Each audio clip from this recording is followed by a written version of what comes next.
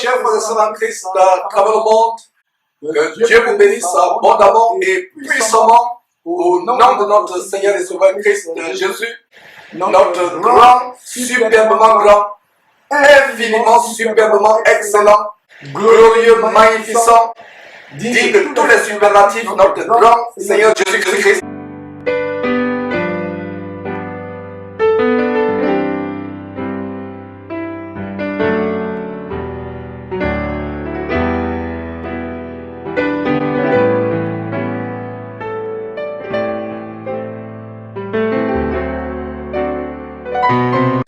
C'est par lui que je vous souhaite la bienvenue derrière cette trompette qui porte son nom Jésus-Christ TV, mes frères, à ce grand jour du samedi de l'an de grâce 2018, plus exactement le 16 juin de l'an de grâce.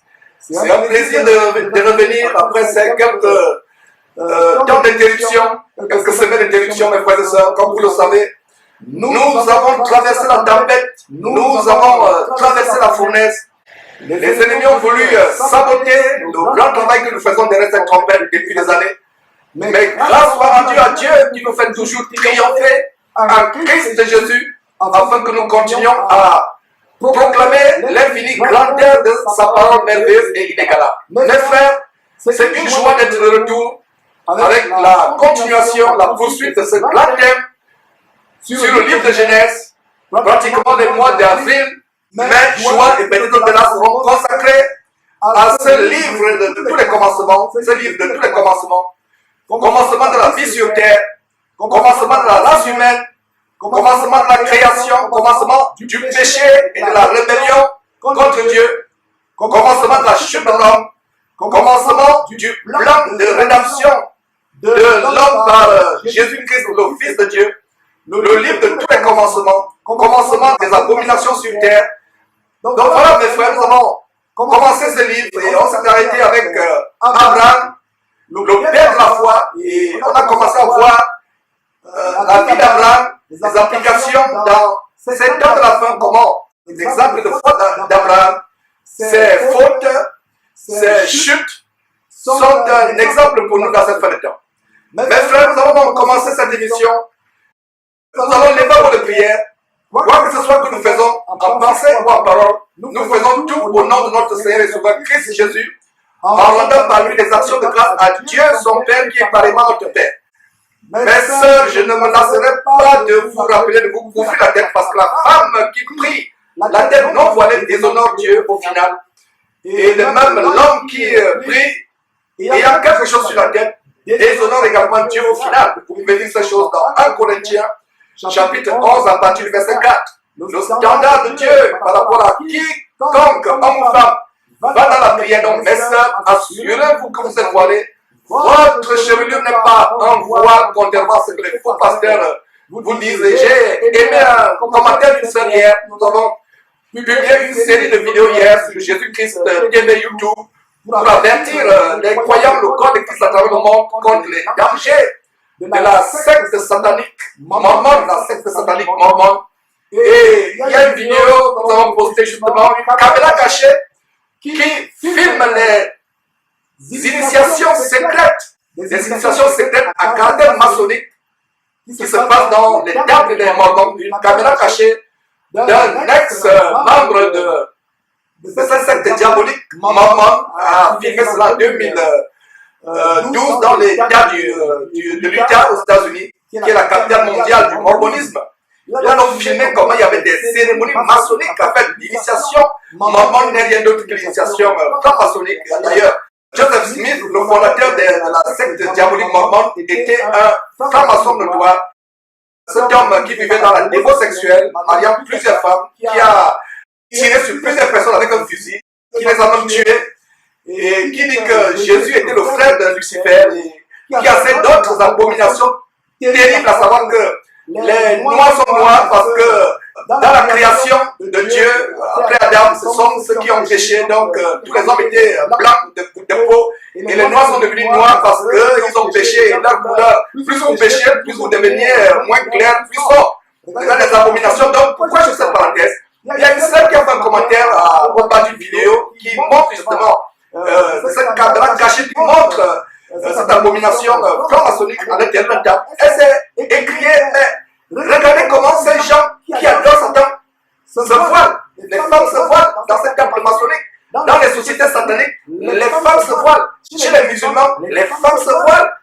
Chez les prêtres catholiques, les femmes se voilent. Mais quand on dit aux véritables disciples de Jésus-Christ se voiler, c'est un problème. Mes frères de ça. Donc, mes sœurs, je fais cette parenthèse. Voilez-vous, mes frères.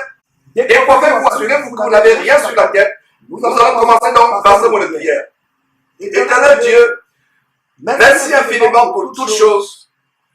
Nous ne sommes pas dignes de partager ta parole, mais tu nous as fait grâce, Seigneur, de nous rendre dignes. Merci pour le pardon de nos péchés, pour nos iniquités que tu effaces par le sang de Jésus-Christ. Seigneur, notre préparation vient de toi et non de nous-mêmes. Que je dise ce que tu voudrais que tes enfants écoutent, pas ce que mon intelligence voudrait que je dise ou pas ce qu'ils voulaient entendre. Mais ce que toi seulement, en cet instant même, voudrais que nous entendions. Merci pour toutes les connexions, pour le studio. Couvre ce studio, s'il te plaît, Seigneur Dieu, dans ta haie de protection, ainsi que les frères et sœurs qui reçoivent cet évangile. Merci pour tout, au nom de Jésus-Christ. Amen. Mes frères, nous allons commencer avant de vous conduire dans cet enseignement. Ça fait longtemps qu'on n'a pas eu de tout du monde derrière cette trompette. Et j'avais pris la résolution samedi de consacrer ces émissions du samedi en direct au véritable banquet. Et d'ailleurs, avant de continuer, je salue tous ceux qui sont connectés en Afrique par le satellite 16A. C'est pour vous et pour tous les frères à travers le monde que nous sommes au forum afin que l'évangile atteigne jusqu'aux extrémités de la terre. Pour nous, c'est un grand miracle que les frères et sœurs puissent nous suivre en direct. Donc, vous n'êtes pas différés comme d'habitude dans la semaine. Vous êtes en direct à cette heure même. Vous pouvez appeler le studio, vous êtes en direct dans ce grand jour de l'an de grâce 2018, plus précisément le samedi 16 juin de l'an de grâce 2018. Alors, ça fait longtemps qu'on n'a pas eu le tour du monde. Ceci n'est pas un tour du monde, c'est tout simplement, mes frères et sœurs, quelque chose d'assez grave. Il y a quelques années, 4 ans environ, nous exposions un abominable pasteur sorcier. Quand on parle de pasteur sorcier, ce monsieur que vous êtes sur le point de voir est la personnification, la matérialisation de ce qu'on appelle pasteur sorcier. Il faudrait que nous dénoncions ces choses. Voilà ce monsieur il y a 4 ans qui faisait manger du gazon. Nous disait ses ouailles, les transformait en des chèvres et leur intimait des ordres d'aller dehors, de manger, de bouter les ailes comme des moutons. Il se moquait d'eux. Plus tard, il leur a donné du l'essence à boire. Non seulement cela, il a longé ses ouailles par terre, comme quoi il devait faire le miracle que Jésus a fait, marcher sur les eaux. Mais au lieu de marcher sur les eaux, il a longé ses ouailles par terre et marché sur eux. Mes frères, je ne sais pas ce que le gouvernement sud-africain fait quand on voit de telles choses, mais ça ne devrait pas nous surprendre parce que ces pasteurs sont aussi des sorciers, des francs-maçons, comme des dirigeants qui sont au pouvoir, qui sont pareillement francs-maçons. Alors, nous avons exposé ce monsieur 4 ans. Ce que vous êtes sur le point de voir, mes frères, je ne savais pas que 4 ans après, ce monsieur devait encore revenir avec une abomination abominablement abominable, une abomination potentiellement, terriblement abominable, à savoir faire ériger un serpent autour d'une croix en pleine assemblée et faire chasser les démons avec un serpent. Donc vous allez assister, mes frères et sœurs, à une séance de délivrance avec un serpent. Incroyable, mes frères et sœurs. Nous devons dénoncer ces choses avec la plus grande virulence. Le peuple de Dieu est en otage. Si vous ne lisez pas votre Bible, vous méritez d'être grugé, d'être escroqué, d'être dominé par ces faux pasteurs de la criminalité évangélique qui sont pleins dans la francophonie. Babalou Karabiri, Masolo Chinasi, Raoul Bafo, Tengue, Ivan Castanou, Yves Castanou. Ils sont tellement nombreux, la liste est innombrable. Les frères et sœurs qui grugent le peuple de Dieu, dominent le peuple de Dieu, prêchant pour leur ventre gracieux et leur bas ventre pervers. C'est pour cela qu'ils violent les femmes à gauche à droite, ils violent les enfants, comme Madou Abraham de l'abomination Midèche qui est en prison actuellement en France pour avoir violé les enfants pendant des années. Et quand ces hommes vous imposent les mains, il y a un sondage que nous avons fait il y a quelques jours, à savoir qu'un pasteur violent les enfants, violent les femmes, mais ils vous imposent les mains et les gens tremblent. Les gens tombent, ils tremblent à gauche à droite. Mes frères, un pasteur qui viole les enfants, couche avec les enfants, vous impose les mains, vous tremblez, vous tombez. Quelle est donc la puissance avec laquelle il vous impose les mains? J'ai fait un sondage. La première option, c'était par les pouvoirs diaboliques, une autre option par les bagues magiques, une autre option par les sirènes, Mami Wata, avec lesquelles ici les bagues, une autre option, c'était au Saint-Esprit. 97% des personnes ont répondu qu'effectivement, c'est les pouvoirs de sirènes, de bagues, etc., de bagues magiques, de cannes magiques. Mais 3% ont blasphémé en disant que c'est par le Saint-Esprit, que c'est violent l'enfant qui vous impose les mains, chasse les démons. Mais frère, c'est terrible. Nous sommes là pour vous annoncer la parole de Dieu et pour dénoncer ces choses. La Bible dit en Éphésiens chapitre 5, ne prenez pas part aux œuvres infructueuses des ténèbres, mais plutôt dénoncez-les. Et Tite chapitre 1, verset 11 dit, il faut la fermer la bouche, il faut la fermer la bouche. Donc vous qui dites qu'on ne doit pas dénoncer, allez lire Éphésiens chapitre 5, verset 11, ou alors Tite chapitre 1, verset 11. Alors mes frères, commençons par rappeler ce que ce monsieur a fait il y a 5 ans, avant de vous montrer, mes frères, l'abomination d'un serpent érigé en plein culte par lequel on chante les démons. Donc, suivons d'abord comment ce monsieur, il y a 5 ans, pour 4 ans environ, faisait brouter du gazon, mes frères et sœurs, à ses ouailles. C'est terrible les choses que nous nous montrons. Vous connaissez la vérité, et la vérité vous affranchira. I want to lead people to a place they've never been today. You are here in this church, but I'm taking you on a journey. Wake up. I'm taking you to hell. I'm leading you to hell. See how hell looks like. We're coming back. Let's come back. Are you hungry? Sip. Be quiet. Okay, go and eat. Go and eat.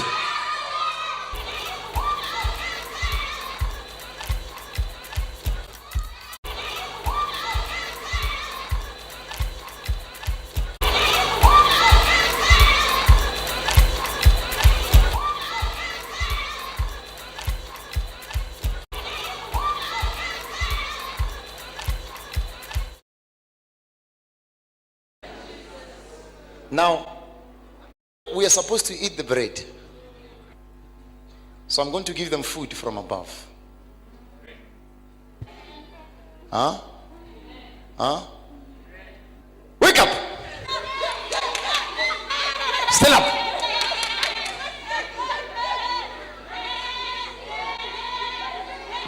Stand up! Upright. Attention! Close your mouth. Okay, I see food outside. Look at that. Look at that food. Be quiet. Be quiet. Okay, go and eat. Go and eat. Go eat outside. Go quickly.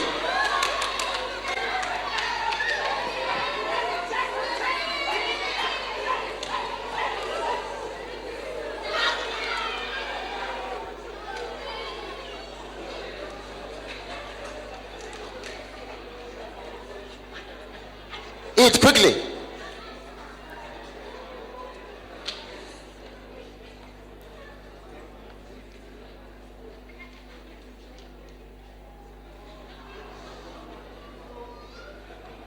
Eat quickly. Today, no time. No time. You eat quickly. Limited time today.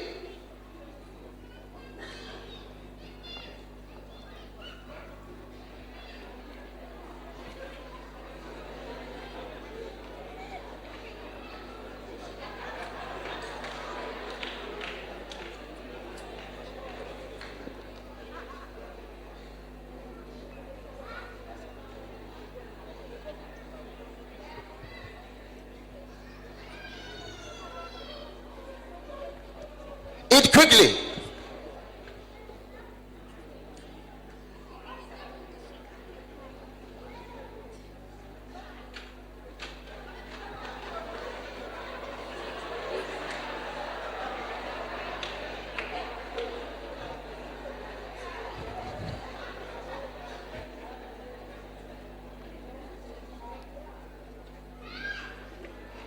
I'm finishing now. Now I'll be calling you. Eat quickly.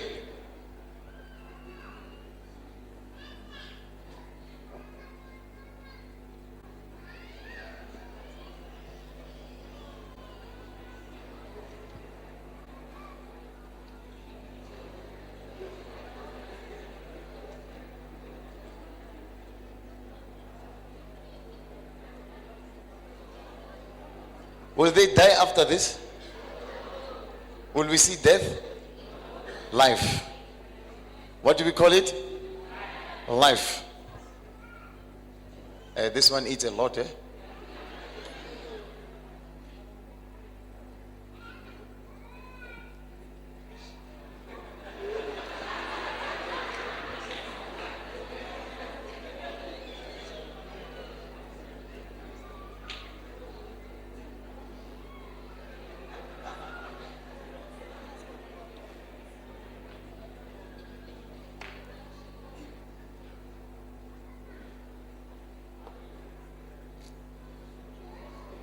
Yeah.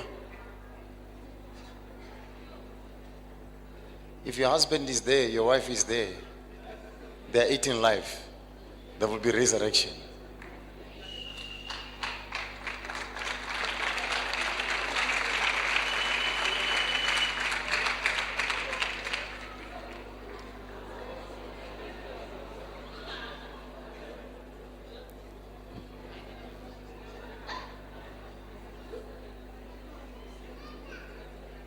Look at the small one.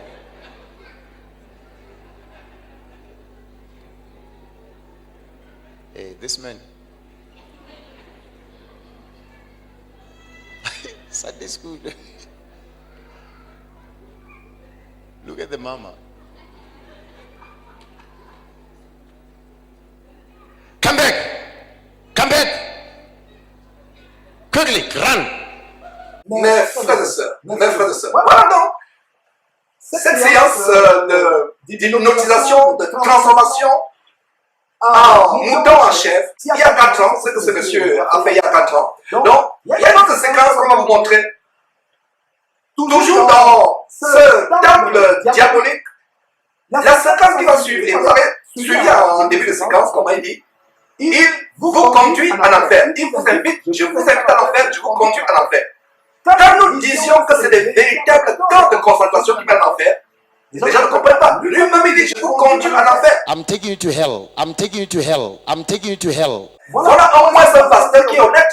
Voilà un sorcier pasteur qui est honnête en disant que je vous conduis en enfer. Il hypnotise les gens sont là, il nous disait, voilà les pouvoirs de sirène. Et Dieu ne dort pas. Dieu ne dort pas, le véritable Dieu ne dort pas. Ces gens ont commencé à tomber à gauche à droite comme des mouches. Depuis le début de l'année, une dizaine de pasteurs, si je m'abuse, environ 7 ou 8, sont morts en Côte d'Ivoire. Voilà le couple Langui, sur lequel nous reviendrons pas tout à l'heure, nous reviendrons dans quelques jours. Nous allons faire une émission, nous allons avertir d'autres personnes qui adorent les sirènes. Les mamies Ouattara comme les Masolo Tunasi, Tatou, les Kassano et autres. Nous allons avertir ces gens d'ailleurs. Les gens comme Kalambiri et autres qui sortent de leur corps, il n'y a plus rien pour eux, même pour qu'elles soient, sortez de cette camp de concentration. Voilà maman Langui qui est décédée le 6e mois de l'année, qui est juin, à 66 ans. Quand vous mettez 66 tout le 6e mois, ça fait 666. Elle est morte 2 jours après l'enterrement de son mari. Voilà les Ananias et Saphira, des temps modernes. Pendant qu'il est en train d'enterrer son mari, elle meurt. Qu'est-ce qui se passe avec Ananias? Les hommes sont venus à mentir au Saint-Esprit. Les hommes sont venus. Qui a dit que ton argent périsse avec toi, puisque tu as pensé que tu pouvais tromper le Saint-Esprit. Et pendant qu'on a sévilisé son mari, 2 jours après, elle meurt. Elle est frappée d'une crise cardiaque, elle meurt. Ça rappelle quoi? Ça rappelle Ananias et Saphira, la femme d'Ananias. Quelques instants après, Ananias a été frappé de mort. Parce qu'il a voulu tromper le Saint-Esprit. Sa femme vient quelques instants après, ne sachant pas que son mari était déjà décédé. Elle vient, elle meurt aussi, frappée de mort. Voilà dans le corps de Christ, depuis le jour de la Pentecôte, le début de l'Église, comment une femme est morte avec son mari. Et aujourd'hui, on a le cas de Maman Langui. Voilà des personnes qui prennent des sirènes. Des pouvoirs de sirènes dans les eaux. Et Imaginez donc la séquence que vous entendez certainement. Des démons qui sont chassés. Des démons qui sont chassés avec un serpent. Suivez comment ce monsieur hypnotise encore ses oreilles en ne faisant pas de l'essence du carburant. Mes frères et sœurs, suivez la séquence de l'essence. C'est terrible les choses que nous montrons. This is fuel. Sengilukwani.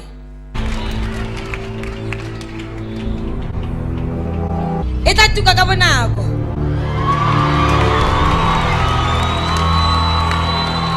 Hallelujah.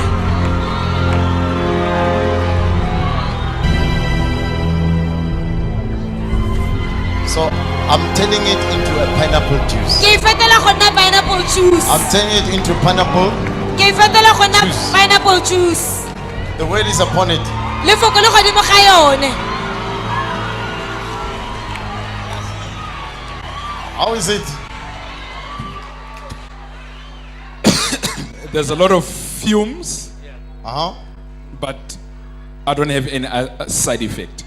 You feel fine? Yes. Ga ke You na feel fine? tshwaetso epe. Yes. Pineapple juice.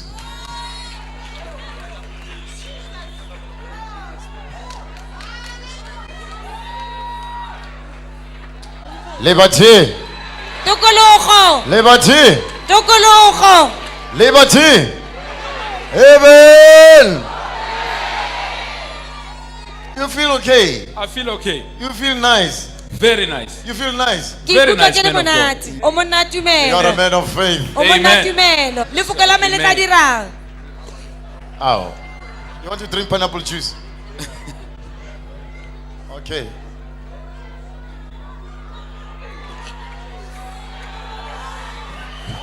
Wait. Is it nice? How does it taste like? It's sweet. Is it sweet? Is it nice?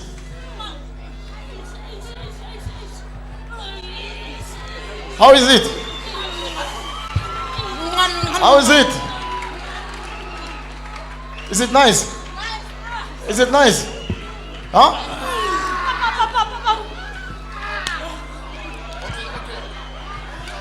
Is it nice?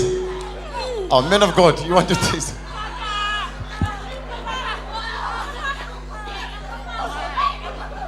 Is it nice? Okay. Okay, all right. Is it nice? Wait.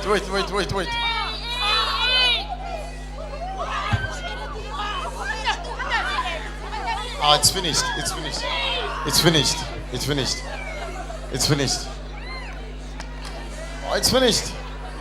All right, it's finished.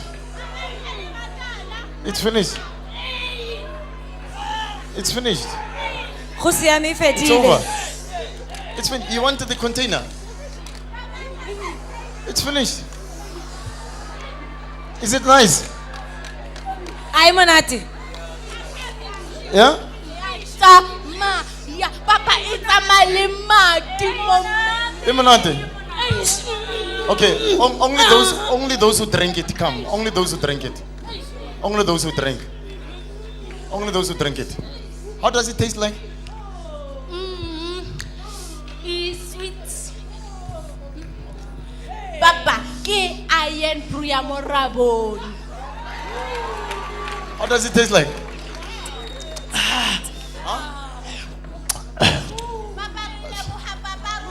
How is it? Yo. It's nice. Yo. The blood. Huh? The blood. It's like the blood. How? You want to even eat the bottle? This one. Is it nice? Very. Oh, e monate papa. Monate re fe yengwe hap yengwe. You want another one? A etla yengwe re. Is it possible that you can drink petrol and become alive? A go kgona go ka no lokwa. Mes chers frères et sœurs, c'est lamentable mes frères. Voilà ce qui se passe dans ces mouroirs évangéliques, ces morgues évangéliques qui mettent en enfer. Donc l'histoire du serpent, c'est une vidéo que quelqu'un m'a envoyée il y a quelques jours et on a voulu vraiment présenter ça aujourd'hui. Regardez mes frères ce qui se passe. Les choses que nous voyons. Donc voilà, il vous dit, si vous êtes malade, il précise. c'est un serpent. It's a C'est un snake. serpent, c'est un serpent. But if Il you dit bien are que c'est un sick, serpent si vous êtes malade. Regardez sa bague, la bague magique. Regardez les boissons qui sont à côté. would you, if you Mes frères, recognize voilà ce that qui se this passe is the Lord's doing, dans would you come for les healing? camps de concentration. So our L'hypnotisation. snakes must beat you. Nous sommes dans l'affliction en voyant ces choses. C'est pour ça que je dis non, il faudrait que nous parlions de cela. Si on ne parle pas de cela, on ne parlera pas de ça. Voilà un homme dont la condamnation est déjà prononcée de la part de Dieu. Des hommes qui ne peuvent plus faire demi-tour. Voilà des millions de personnes à travers le monde qui sont jetées vivants en enfer par les faux pasteurs. Regardez l'envoûtement. Comme Paul disait aux Galates dépourvu de sens, qui vous a envoûté pour que vous n'obéissiez pas à la parole de Dieu. Si vous ne lisez pas vos Bibles, mes frères, vous méritez d'être séduits par les faux pasteurs si vous ne lisez pas vos Bibles. Montrez-moi un seul verset. On a vu de telles choses. Il dit que ceci c'est la vie. Cela n'est pas la vie, mais cela est plutôt la mort. C'est plutôt la mort, mes frères. Regardez les cris. Dès qu'il a pris serpent, qu'est-ce que vous discernez? Qu'est-ce que vous entendez? Des cris se lèvent. Et il y a un pouvoir magique dans ce serpent. Il y a une puissance d'égarement dans ce serpent. C'est pour ça qu'il y a des accidents de circulation. Il y a les divorces. Il y a les fausses couches. Il y a les morts prématurées. Des accidents. C'est terrible. Nous sommes dans l'affliction en montant ces choses. Nous vivons la fin des temps. Le Seigneur Jésus-Christ nous avertit en Matthieu chapitre 24. Quand vous verrez de telles choses arriver, que celui qui lit sa Bible fasse attention. C'est abominablement abominable. La Bible dit en 2 Thessaloniciens chapitre 2 verset 11 que Dieu leur envoie une puissance légalement afin qu'ils ne croient pas à la vérité, pour qu'ils croient davantage au mensonge. Vous qui allez dans cette veillée, vos pasteurs ne font que voir les bonnes choses. Ils ne profitent que le bonheur sur vous. Ils ne voient que votre avion dans 5 ans, votre immeuble gratte-ciel dans 6 ans. Ils voient votre visa pour le Canada ou pour les États-Unis dans 2 mois. Ils voient votre mariage dans 6 mois. Ils ne voient que les bonnes choses. Mais ils ne voient jamais le péché, la fornication, l'adultère, la colère, le mensonge. Ils ne voient jamais vos péchés. Ils ne voient jamais que vous étiez en boîte de nuit, la veille, avec la femme de votre voisin. Ils ne voient pas que vous étiez dans un bar ou dans un bistrot forniqué avec le mari de votre voisine. C'est terrible, mes frères.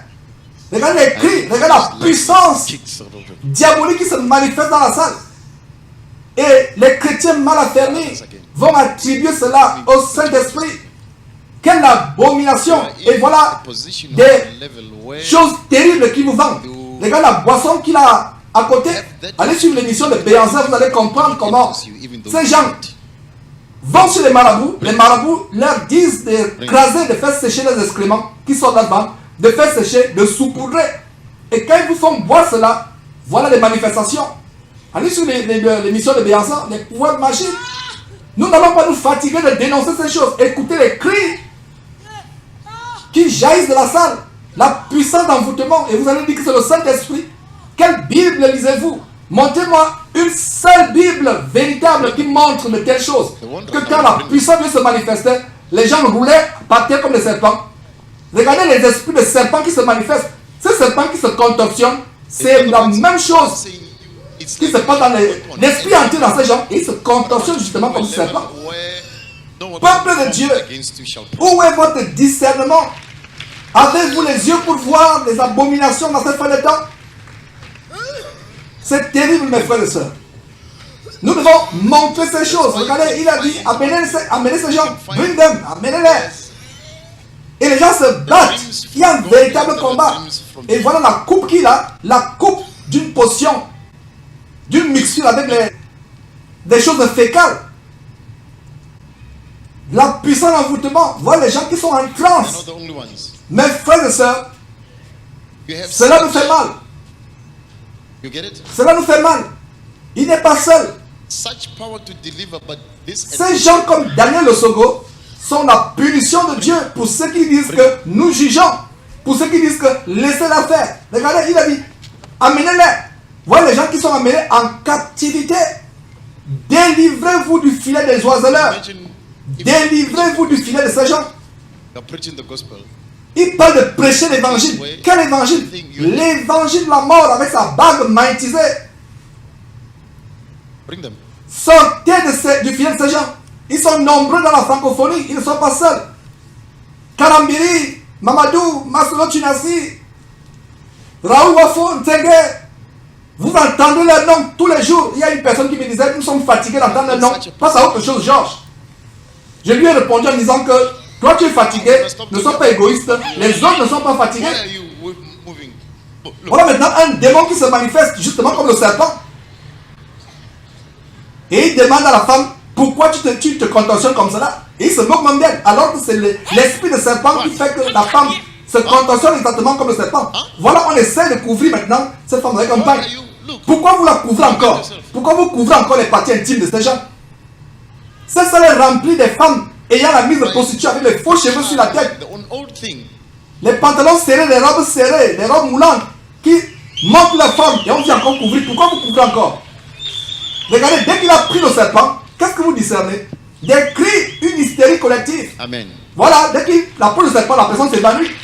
Regardez comment la puissance diabolique est en direct. Hello. Mes frères, You. et maintenant, on va attribuer ça. Et il lui demande, il pose la question à cet homme, est-ce que tu sais ce qui t'a délivré? Il montre le serpent, il dit que le serpent t'a délivré.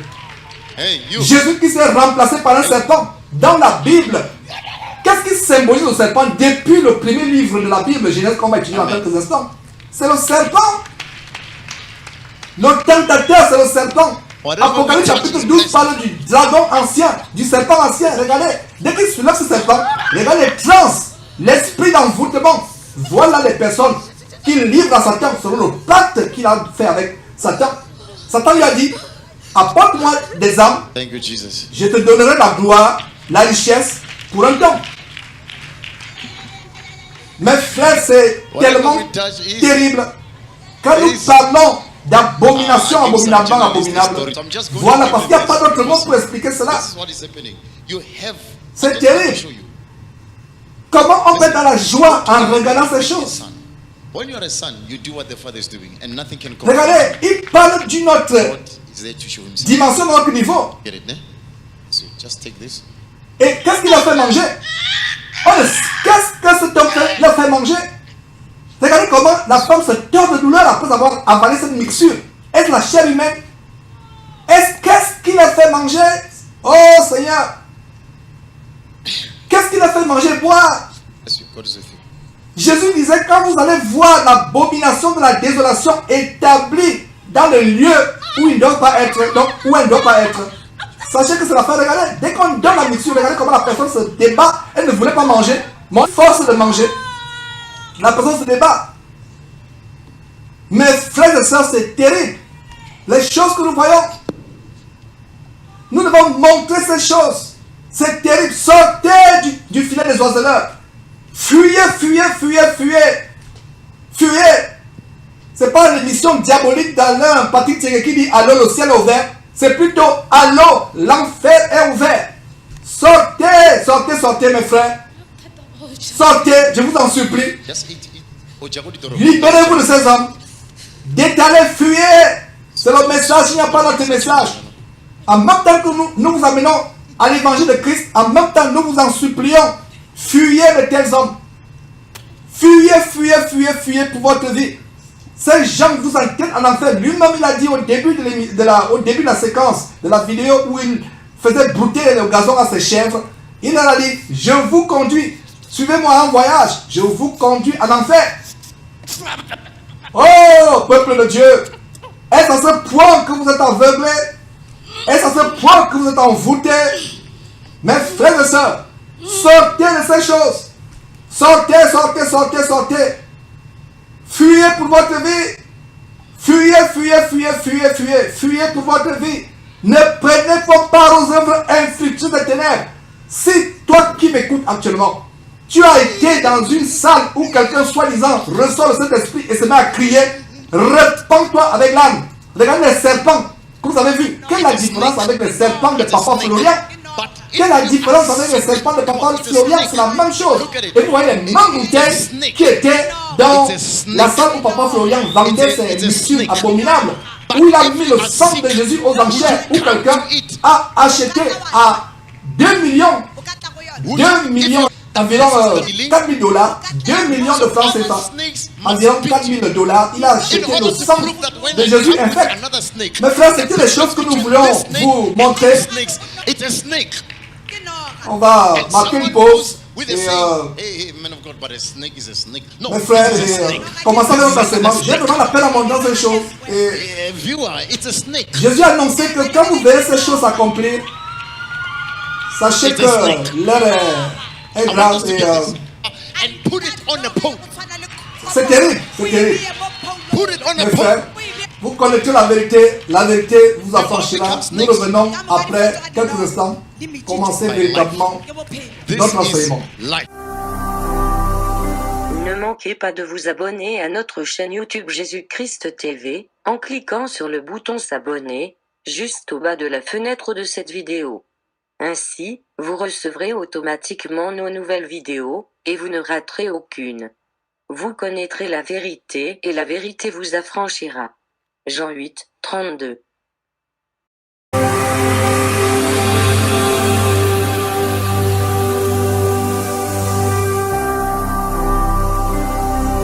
Jésus-Christ TV, vous connaîtrez la vérité et la vérité vous affranchira. Après donc ces choses abominables que nous avons présentées, on va se rafraîchir avec la parole de Dieu. On va aller dans le livre de Genèse, étudier la parole. C'est la deuxième partie sur la vie d'Abraham. Donc nous allons passer beaucoup de temps dans ce livre. Et comme j'ai dit, le mois de avril qui s'est écoulé, le mois de mai aussi. Le mois de mai, on a fait pratiquement 3 samedis sans émission, 2 ou 3 samedis aussi, je suis correct. Et donc nous allons partager la parole de Dieu. Comme je vous dis toujours, mes frères, dans ce banquet, ayez vos Bibles ouvertes. Cette trompette, c'est la trompette de la Bible, la parole de Dieu, merveilleuse, inégalable et infaillible. Nous venons avec nos Bibles ouvertes, la parole de Dieu, rien que la parole de Dieu et seulement la parole de Dieu. Donc, nous allons continuer notre aventure dans le livre de Genèse avec Abraham, le père de la foi. Et mes frères, nous avons vu dans la section il y a plusieurs semaines comment Abraham a été ébranlé dans sa foi à cause de la famine qui a surgi. Dieu lui avait pourtant dit d'aller à Canaan. Mais quand la famine a frappé Canaan, il s'est appuyé sur sa propre sagesse au lieu de s'appuyer sur la sagesse de Dieu. Et l'homme de l'Éternel n'était pas de se rendre en Égypte.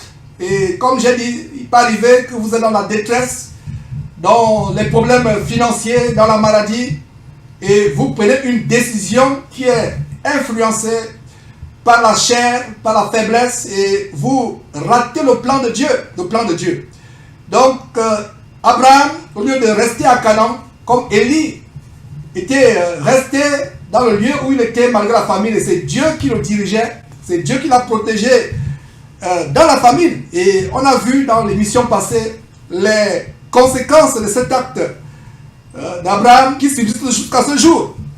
Si Abraham n'était pas là en Égypte, il n'aurait pas pris l'esclave égyptienne Agar.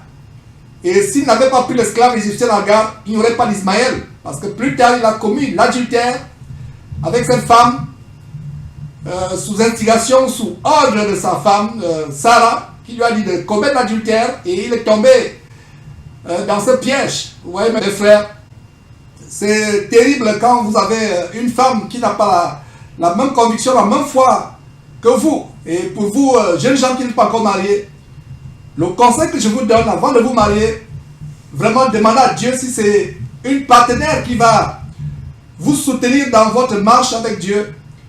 Beaucoup de chrétiens se sont retrouvés dans des mariages abominables, où par exemple c'est la femme qui porte le pantalon, ou c'est la femme qui domine, ou la femme est insoumise, ou vice-versa, ou le mari est violent, ou c'est un véritable bandit, ou véritable vagabond sexuel, et on regrette plus tard. Nous devons demander la faveur et la grâce de Dieu dans tous les aspects de notre vie, avant de prendre une décision importante dans nos vies, surtout en face de la détresse. Il faut demander quel est le plan de Dieu, mes frères. Donc on a vu comment l'acte d'Abraham d'aller en Égypte a eu des conséquences qui subsistent jusqu'à aujourd'hui, avec Boko Haram, l'intégrisme musulman, les terroristes arabes qui font des choses terribles à travers le monde. Pas tous les Arabes sont mauvais. Il y a certains Arabes qui sont vraiment meilleurs que certains chrétiens. Ils sont gentils, doux, paisibles, pas violents. Mais malheureusement, la plupart des musulmans ont été emportés dans cette mouvance diabolique de l'intégrisme, du terrorisme. Et c'est les conséquences du manque de foi d'Abraham. Il a manqué de foi. Pourtant, Jérémie chapitre 17, on va rester dans le livre de Genèse, mais on va faire des tours dans d'autres écritures. Et à ce banquet, nous avons abondamment d'écritures, abondamment de paroles de Dieu. Donc Abraham avait perdu la foi face à la famine. Pourtant, nous voyons en Jérémie chapitre 17, versets 7 à 8. Jérémie chapitre 17, verset 7 à 8. Nous voyons pourtant cette écriture qui dit, Dieu dit dans cette écriture, béni soit l'homme qui se confie dans l'Éternel. Voilà, c'est Jérémie, notez mes frères et sœurs, Jérémie chapitre 17, verset 1 à 8. Béni soit l'homme qui se confie en l'Éternel. Alors, si la Bible dit, béni soit l'homme qui se confie en l'Éternel, quel est le contraire? Le contraire est maudit, maudit est l'homme qui ne se confie pas en l'Éternel. Mes frères et sœurs, si vous ne vous confiez pas en l'Éternel, quelle que soit la situation que vous traversez, si vous ne vous confiez pas en l'Éternel, la Bible dit que vous êtes maudit. Vous êtes maudit. La Bible dit, béni soit l'homme qui se confie à l'Éternel. Jérémie chapitre 17, verset 7. Il n'y a pas plus grand livre de logique dans le monde que la Bible. Donc si vous êtes béni parce que vous vous confiez à l'Éternel, à contrario, à l'opposé, vous êtes maudit quand vous ne vous confiez pas à l'Éternel. Alors, j'espère que vous avez la Bible ouverte devant vous, devant Jérémie chapitre 17, verset 7, qui dit que béni, c'est une parenthèse. Nous allons démarrer dans Genèse, c'est une parenthèse tout simplement que nous ouvrons. Donc, béni l'homme qui se confie dans l'Éternel, et dont l'Éternel est l'espérance. Verset 8, il est comme un arbre planté près des eaux, et qui étend ses racines vers le courant. Il n'aperçoit point la chaleur quand elle vient, et son feuillage reste vert. Dans l'année de la sécheresse, il n'a point de crainte, et ne cesse de porter le fruit. Alors, vous allez vous dire, mais comment Abraham, malgré cette écriture, n'a pas tenu faire? La réponse est que quand Abraham a commencé à marcher avec Dieu, il n'y avait pas encore cette écriture. La parole de Dieu, le premier livre a été écrit des siècles et des siècles après Abraham, par un de ses descendants, Moïse. Moïse, si vous ne le saviez pas, est le premier homme à avoir reçu la parole écrite. Ça a commencé sur le mont Sinaï, avec les 10 commandements sur les tables de pierre. Et plus tard, il a écrit le livre de Genèse, et je crois Exode et les quelques premiers livres de la Bible. Abraham n'avait pas de Bible. Nous, aujourd'hui, nous avons ces révélations. Nous avons Jérémie chapitre 17, verset 7 et 8 que je viens de lire, qui dit que béni est l'homme qui se confie en l'Éternel. Il est comme un arbre, verset 8, il est comme un arbre planté près des eaux, et qui étend ses racines, vers le courant. Il n'aperçoit point la chaleur quand elle vient, et son feuillage reste vert. Dans l'année de la sécheresse, il n'a point de crainte, il ne cesse de porter du fruit. Voilà la foi et la confiance que doivent avoir les chrétiens, que quelle que soit la sécheresse, ça peut être la sécheresse financière, ça peut être la sécheresse alimentaire, ça peut être la sécheresse en matière d'enfantement, ça peut être la sécheresse dans le foyer, quels que soient les aspects où il y a la sécheresse, confiez-vous en Dieu. Un vrai homme de Dieu attend le feu vert de Dieu, attend le feu vert de Dieu avant de bouger, même s'il y a la famine, Quand le diable a tenté le merveilleux Seigneur Jésus-Christ, en lui disant de changer la pierre en pain, Jésus ne s'est pas empressé de le faire, mes frères et sœurs, il ne s'est pas empressé de le faire. Il a plutôt confronté le tentateur avec ce verset. Il a confronté le tentateur en lui disant, l'homme ne vivra pas de pain seulement, l'homme ne vivra pas de pain seulement, mais l'homme devrait aussi vivre de toute la parole, de toute parole qui sort de la bouche de Dieu. Mes frères et sœurs, Abraham, face à la famine, s'est déplacé pour aller en Égypte, pour se rendre en Égypte sans l'ordre de Dieu, dans un pays où il y avait du pain. Beaucoup de ministères aujourd'hui, de pseudo-ministères, ou beaucoup de missionnaires aujourd'hui, des missionnaires pseudo-chrétiens aujourd'hui, préfèrent des régions de la terre où il y a du pain, où il n'y a pas de famine. Ils préfèrent des régions de la terre où il y a abondamment de pain. Et la famine de cette fin de temps, ce n'est pas le pain, c'est l'argent, la famine de l'argent. Il y a une très grande famine d'argent dans le corps de Christ aujourd'hui.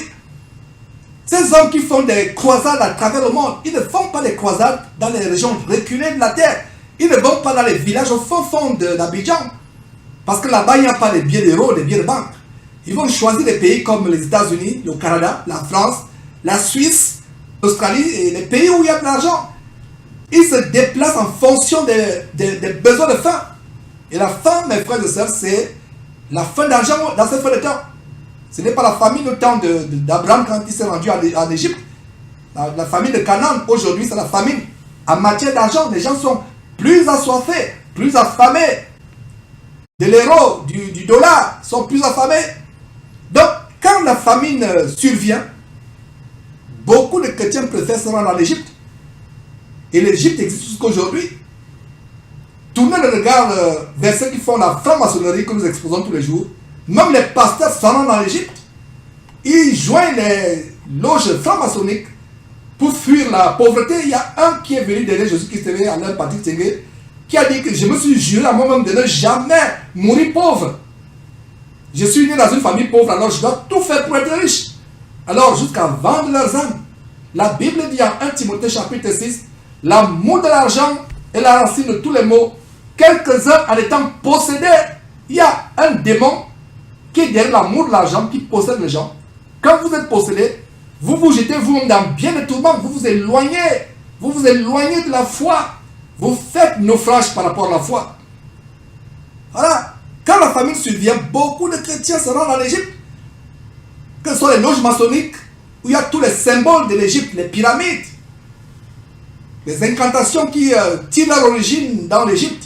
Tout le symbolisme occulte égyptien est présent dans les loges maçonniques, dans la Kabbale juive.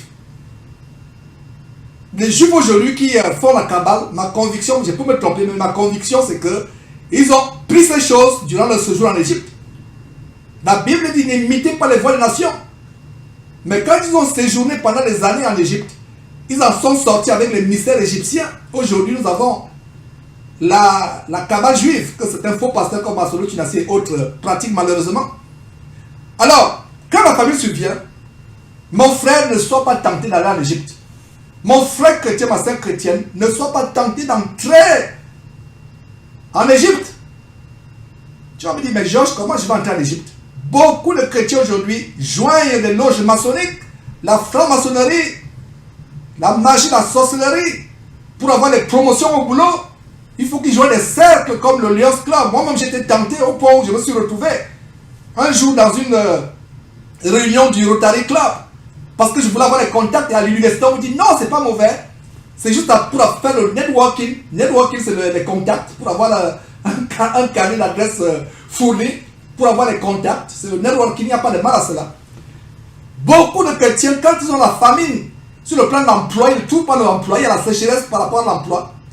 Ils ont beau envoyer des CV, 1000 CV, 2000 CV, aucune réponse positive. Ils disent, bon, je suis fatigué d'attendre de Dieu. Je vais me tourner, je vais aller en Égypte. Je vais joindre une loge maçonnique où on vénère les mystères de l'Égypte, où on vénère Osiris, Isis. L'Égypte existe jusqu'aujourd'hui, jusqu'à la fin des temps. Avant que le Seigneur Jésus revienne, l'Égypte existera toujours. L'Égypte n'est pas finie, mes frères et sœurs. Si vous pensez que l'Égypte est finie, l'Égypte n'est pas finie. L'Égypte subsiste jusqu'à aujourd'hui. Ne vous découragez pas face à l'adversité. Vous n'arrivez pas à voir le travail. Continuez à faire confiance à Dieu. vous n'arrivez pas à avoir les moyens pour nourrir votre famille, n'entrez pas dans une loge maçonnique. C'est la vogue au Cameroun et au Gabon où un jeune homme qui sort de l'université, même s'il a fait les brillantes études en Occident, aux États-Unis ou en Europe, on lui dit d'entrer dans les sectes. Il y a une expression d'ailleurs qu'on utilise là-bas au Gabon, à savoir qu'il faut ramasser le savon. Ramasser le savon si vous voulez être engagé dans la fonction publique ou dans les grandes sociétés d'État. Il faut vous courber et ramasser le savon. Mon jeune frère, je suis inspiré par le Saint-Esprit de te dire que même si tu galères, comme on dit dans le monde, tu souffres, ne retourne pas en Égypte, entre dans une loge franc-maçonnique, entre dans le Lions Club, le Rotary Club. Ne te cours pas pour ramasser le savon. Pour ceux qui vont me demander, mais Georges, qu'est-ce que c'est ramasser le savon? Ça a une allusion avec la sodomie, l'homosexualité au Gabon, en Afrique, en Côte d'Ivoire, un peu partout, même aux États-Unis. Beaucoup de chrétiens sont piégés, ils retournent en Égypte. Et voilà ce qu'a fait Abraham. Et nous sommes aujourd'hui en train d'introduire, de continuer avec le chapitre 13. On va voir quelques chapitres aujourd'hui, un ou deux, pas plus. Nous n'allons pas mettre, nous n'allons pas aller au galop. Beaucoup de personnes voudraient qu'on passe très rapidement dans le livre de Genèse.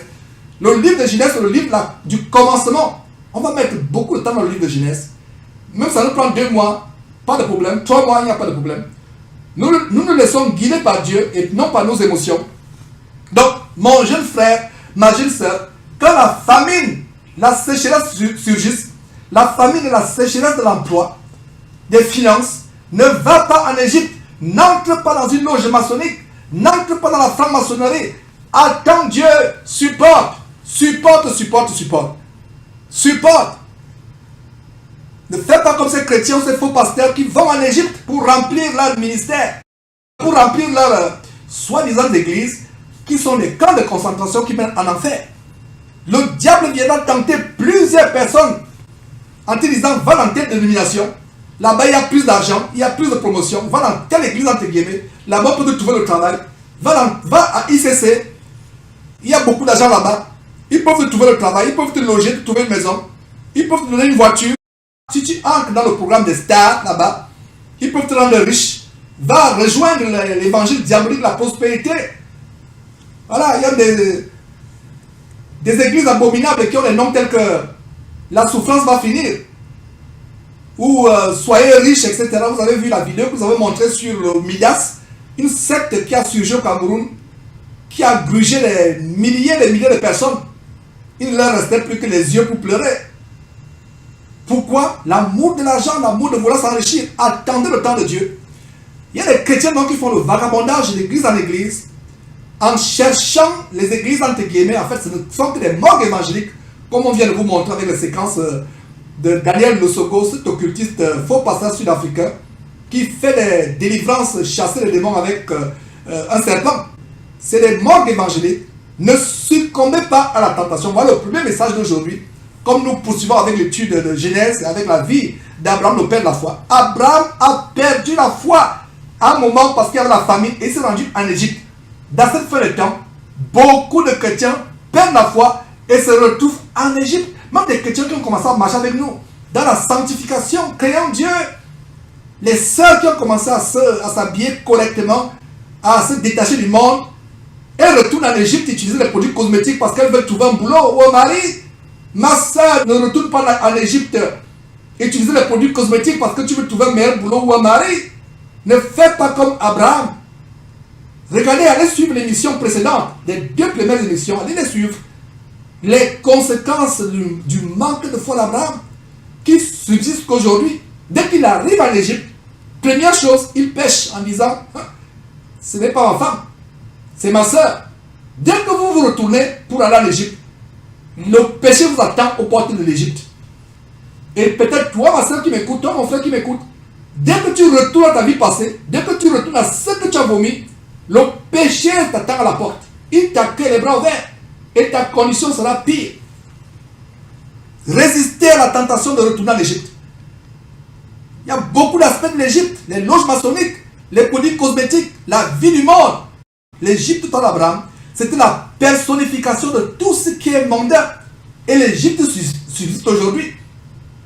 À Hollywood, le le centre mondial, la capitale mondiale du spectacle, du divertissement à Hollywood. Quels sont les symboles? C'est les pyramides égyptiennes des Illuminati.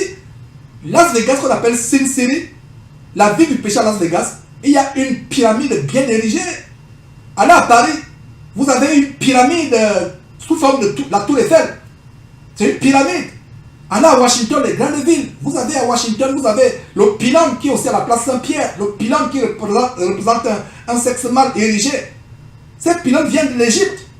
L'Égypte est présent dans le spectacle, dans la politique, dans les banques, les affaires, les finances. L'Égypte est présent. Il faut vous délivrer de l'esprit de l'Égypte. Et il y a un esprit d'Égypte qui est présent aujourd'hui. Regardez comment la petite histoire, petite entre, pas petite par rapport à l'ampleur de l'histoire, mais petite par rapport au nombre de chapitres. Quelques versets qui nous montrent comment Abraham s'est compromis après son retour en Égypte. Quelques versets. Mais regardez comment on peut avoir un grand enseignement par rapport à l'Égypte. Mes frères, sortons de l'Égypte. Sortons de l'Égypte, mes frères et sœurs. Sortons en courant de l'Égypte. Détalons de l'Égypte.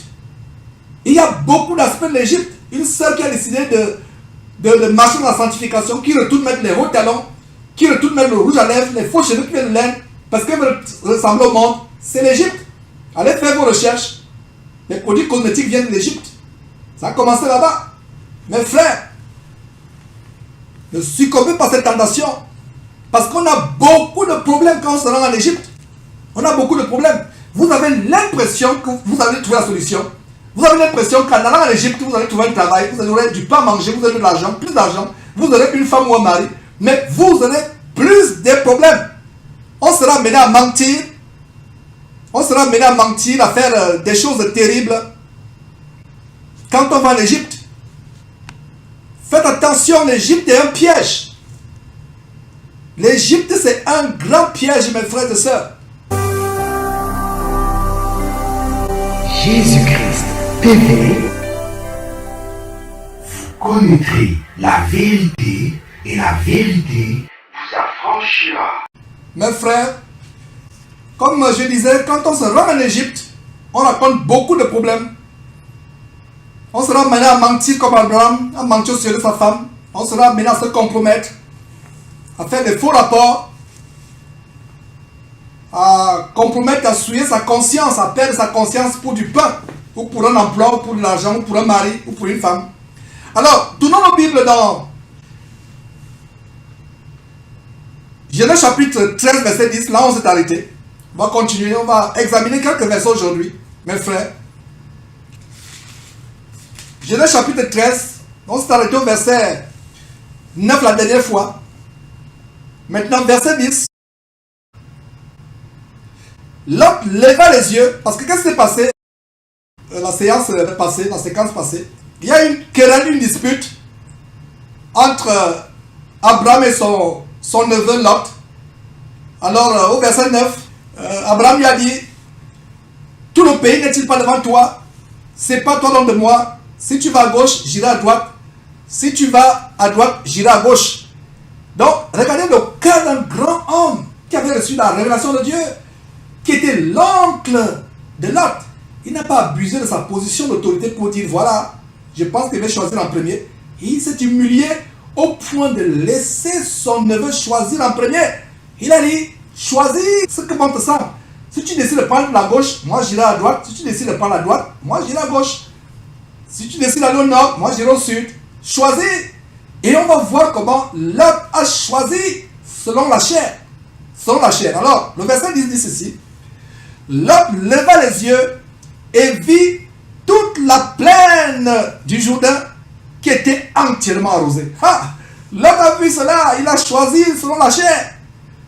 Nous avons vu dans la section de la semaine, la section précédente, il y a plusieurs semaines, nous avons vu dans cette section une grande marque de bonté, de la générosité d'Abraham, c'est ce que je vous disais tout à l'heure, qui n'a pas utilisé sa position d'oncle, d'autorité ou de prophète de Dieu pour prendre la portion la plus intéressante à vue d'œil. Abraham ne voulait pas le meilleur de lui-même. Il préféra que son neveu ait le meilleur. Ah, mes frères et sœurs, cela nous rappelle la parole de Dieu. Dans le chapitre de l'amour qui est 1 Corinthiens chapitre 13, il est dit que l'amour ne cherche point son propre intérêt. L'amour cherche l'intérêt des autres. Quand vous êtes parmi les frères, vous avez un dîner, un banquet entre frères et sœurs en Christ, cherchez à ce que les frères aient les meilleurs morceaux, les meilleures portions. Vous allez dans une assemblée, cherchez à ce que les frères aient les meilleurs sièges. Aujourd'hui, ces faux pasteurs que vous idolâtrez, du moins certains d'entre vous, ils ont les meilleurs fauteuils rembourrés. Les autres ont les fauteuils en bois, en fer. Après 20 secondes, pas 20 secondes, j'exagère là, après 20 minutes, 30 minutes, vous commencez à voir le derrière qui chouinte, les courbatures aux fesses. Et pour ceux qui sont d'un teint clair, vous pourrez même partir avec les rougeurs aux fesses, parce que vous avez mis longtemps sur des chaises qui sont dures comme des briques, comme des parpaings. Et ils sont des chaises rembouillées, douettes, il y a même les ventilateurs qui sont dirigés vers eux. Mais vous êtes assis dans un endroit de la salle, non seulement votre chaise est une brique, dure comme une brique, en fer ou en bois, mais il n'y a pas de ventilation, il n'y a pas de ventilateur qui s'est dirigé vers vous. Abraham a choisi le meilleur. Non. Regardez comment Abraham préfigurait déjà ce que le disciple de Jésus-Christ aujourd'hui doit avoir comme caractère. C'est pour ça qu'il a dit qu'il est le père de la foi. Voilà, Abraham n'a pas voulu le meilleur de lui-même. Il préféra que son neveu est le meilleur. Il aurait pu dire à son neveu, ce n'est pas toi que Dieu a parlé. C'est à moi qu'il a promis toutes ces choses. Donc je mérite de faire le premier choix. Je mérite de faire le premier choix. Non, non, non, non, non. Non, non, non, mes frères, Abraham n'a pas dit cela. C'est terrible comment les gens utilisent le nom de Dieu afin de bagarrer pour les broutilles, les choses vaines et viles de la terre, la poussière, ils bagarrent. Et il y a le nom de Dieu dedans. Il met le nom de Dieu. Il y a des vidéos où on montre comment les pasteurs, entre guillemets, se bagarrent dans ces camps de concentration à cause de la dîme. Et c'est une télévision du monde qui vient filmer. On a vu comment aussi dans cette partie précédente, allez suivre cette partie précédente, la partie 2 de l'étude de Genèse, on a vu comment Abraham était détaché de ses richesses. Il ne signifiait rien, absolument rien pour lui. Voilà un autre trait d'un grand homme de Dieu. Mais pour Lot, le Seigneur Jésus parle pourtant de Lot comme étant un juste. Mais cet homme juste avait un problème. Contrairement à Abraham, il avait encore un attachement au bien de la terre. Le cœur de Lot était attaché à ce trésor qu'il a ramené d'Égypte. Pourtant, avant d'aller en Égypte, Abraham était aussi attaché au bien de la terre jusqu'à vendre sa femme. Mentir au point d'être un proxénète, de dire, voilà, prenez ma femme, c'est ma soeur. En fait, ce n'est pas ma femme, c'est ma soeur. Prenez-la, couchez avec elle. Mais dès qu'Abraham sort de l'Égypte, il retourne à l'hôtel qu'il avait bâti avant d'aller en Égypte. Il se prosterne dans cet endroit, il prie Dieu. Abraham n'était plus la même personne. Il était transformé. Et c'est ce qui se passe quand un véritable chrétien se convertit. Il y a des chrétiens qui disent aujourd'hui, je suis chrétien. Chrétien signifie un changement, un virement à 180 degrés. Vous n'êtes plus la même personne, vous regardez les choses de la terre comme de la boue. Si votre cœur est encore attaché aux choses du monde, à l'argent, vous n'êtes pas encore chrétien. Baladez-vous avec des grosses Bibles. Allez dimanche avec des grosses Bibles dans vos soi-disant églises. Vous n'êtes pas encore véritablement converti. Regardez, ces choses ne signifiaient plus rien pour Abraham. Mais pour Lot, son cœur était attaché au trésor. Quand on examine Abraham et Lot, chers frères et sœurs, il y a un détail en 2 Pierre chapitre 2, versets 7 à 8. Notez tout simplement, on reste dans Genèse. Notez tout simplement, il y a un détail dans 2 Pierre chapitre 2, versets 7 à 8. Notez ce verset, mes frères. 2 Pierre chapitre 2, versets 7 à 8, qui montre Lot, comment Lot est un homme juste. Et la Bible dit ceci, donc 2 Pierre chapitre 2, verset 7, qui dit, et s'il, c'est-à-dire si Dieu, et s'il a délivré le juste Lot, voilà, le juste Lot, profondément attristé de la conduite de ces hommes sans frein dans leur dissolution. Verset 8. Car ce juste qui habitait au milieu d'eux tourmentait journellement son âme juste à cause de ce qu'il voyait et entendait leurs œuvres criminelles. Donc 3 fois, le mot juste est mentionné pour décrire qui était Lot. Lot n'était pas un pécheur. Lot n'était pas un païen. Lot était quelqu'un qui était juste, qui haïssait le mal, détestait le mal, mais il avait un problème. Il était encore attaché au bien de la terre. C'est le cas de beaucoup de chrétiens. Donc toi, ma soeur, toi, mon frère qui me suit, tu détestes le mal, tu détestes les mauvaises choses que nous dénonçons. mais il y a encore un problème dans ton cœur. Tu n'arrives pas à te détacher de l'amour du monde, des bling-bling, des perruques, faux cheveux, perruques, faux cils, faux, tout ce qui est faux. Tu n'arrives pas à te détacher de ces choses. Il y a beaucoup de gens ayant le caractère de Lot. Nous ne devons pas avoir l'esprit de Lot, le caractère de Lot. Nous devons avoir le caractère d'Abraham. Un détachement total par rapport aux choses du monde caractérise une véritable conversion. Je reprends. Un détachement total, absolu des choses du monde est la marque d'un véritable disciple de Jésus-Christ, est la marque d'une véritable conversion. Voilà. Donc l'homme n'est pas la figure d'un incroyant. Pas du tout. L'homme n'est pas la figure d'un incroyant, mais c'est la figure d'un croyant qui avait la haine pour le mal, pour le péché. Un homme juste qui néanmoins avait un problème. L'attachement aux richesses de la terre. C'est un homme juste, mais dont l'affection demeurait pour les choses du monde. Le cœur palpitait encore pour les choses du monde. C'est un homme juste, mais dont l'affection pour les choses terrestres n'était pas partie. Un homme juste, mais qui vivait encore dans la compromission, jusqu'à choisir Sodome et Gomorrhe plus tard, comme on verra par la suite. Un homme juste qui ne se préoccupait que d'accumuler les biens. Voilà. Il était juste, mais quelle était sa préoccupation? Accumuler des biens, des richesses pour lui et pour sa famille ici sur terre. Et cela a conduit toute sa famille à la ruine.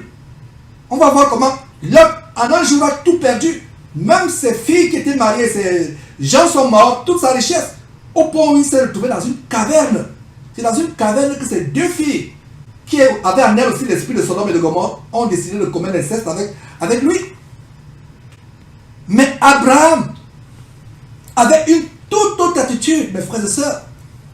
Une attitude comme, on va voir dans ce verset qui nous montre comment. Il a préféré que son neveu choisisse en premier, choisisse le meilleur.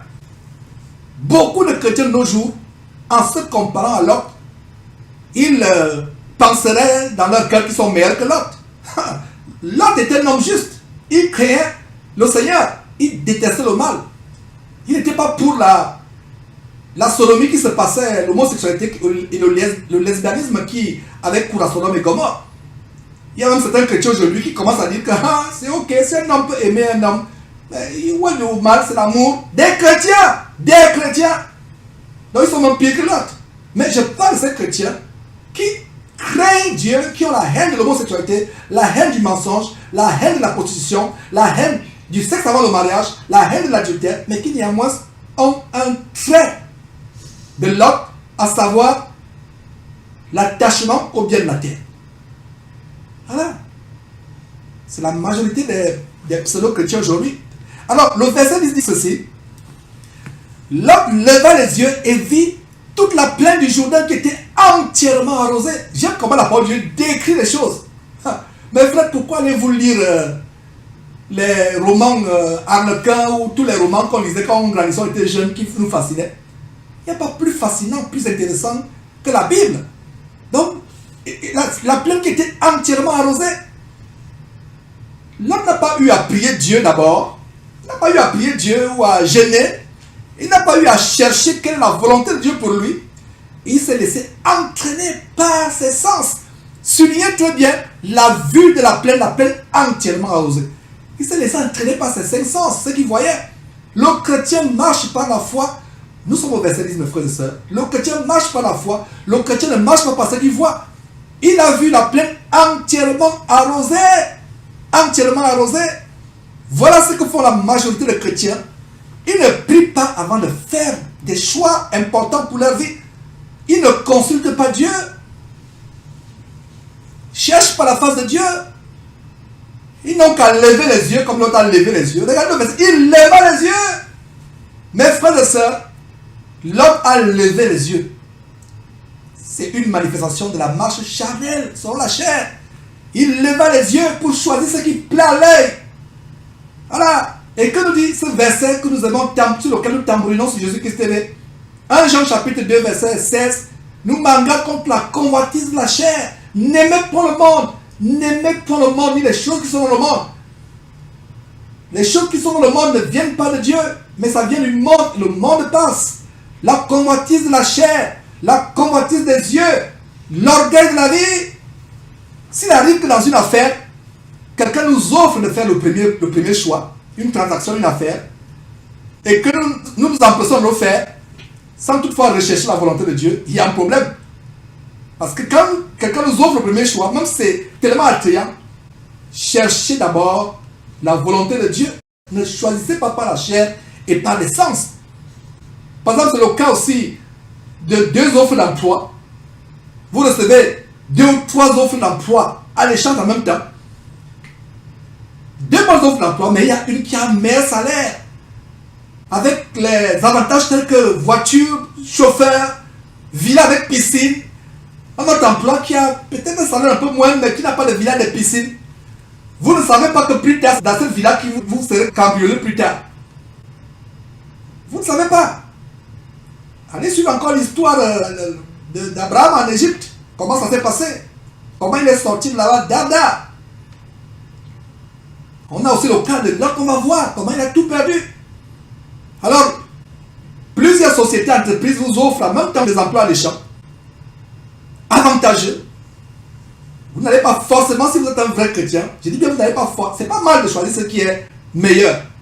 Assurez-vous que Dieu voulait que vous choisissiez l'offre d'emploi la meilleure. Ne vous précipitez pas. Il peut s'avérer que ce soit un poison sucré, un piège en or, et plus tard vous n'aurez que vos yeux pour pleurer. Cherchez d'abord la volonté de Dieu dans le jeûne et dans la prière avant de faire les choix importants de votre vie. Importants de votre vie.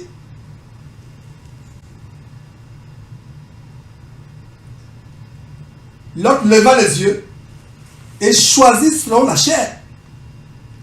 Regardez comment Dieu voyait Sodome et Gomorrhe que Lot a choisi et là où il habita plus tard. Quand Dieu regarda Sodome, Dieu n'a pas vu Sodome comme étant un endroit ayant une plaine entièrement arrosée. Dieu n'a pas vu en regardant, parce qu'au moment où la querelle entre les gens de Lot et les gens d'Abraham se passe, Dieu voyait tout. Rien n'échappe à Dieu. Dieu savait au moment où Lot est en train de choisir Sodome et Gomorrhe, la plaine entièrement arrosée, Dieu savait qu'il y avait un piège. Dieu savait que les habitants étaient méchants. Dieu n'a pas vu comme Lot a vu. Mes frères et sœurs, recherchons à voir les choses comme Dieu voit. Dieu lui voyait la méchanceté dans Sodome, le lesbianisme, la sodomie ou l'homosexualité. Dieu vit une ville qui l'avait destinée à la destruction. Au moment où Lot choisit Sodome et Gomorrhe, Dieu avait déjà à cœur la destruction de cette ville. Mes frères et sœurs, mais il n'a rien dit à Lot, puisque Lot ne l'avait pas consulté. Si Lot avait consulté Dieu en disant: Seigneur, voilà mon oncle Abraham qui me demande de faire le premier choix. Je vois une plaine qui est entièrement arrosée. Est-ce que c'est ta volonté, Seigneur? Dans le jeûne, dans la prière, Dieu devait dire à Lot: ah Lot, c'est bien comme tu m'as consulté, parce que je vais la détruire dans les mois ou les années qui vont venir. Parce qu'il n'y a qu'homosexualité, méchanceté, inceste, sodomie, lesbianisme, tout ce qui est négatif et nauséabond à mes narines. Je vais détruire. S'il avait consulté Dieu dans le jeûne de la prière, il aurait vu cela. L'homme, lui, ne vit qu'une plaine arrosée, avec un potentiel pour faire plus d'argent et amasser les richesses pour lui et sa famille sur cette terre. Il ne vit qu'un endroit avec l'opportunité d'être grand dans ce monde, comme l'évangile diabolique de la prospérité. L'homme ne vit qu'une opportunité pour se lever au-dessus de ses semblables. L'homme ne vit que ce qui frappait à l'œil, sans discernement. Sans discernement.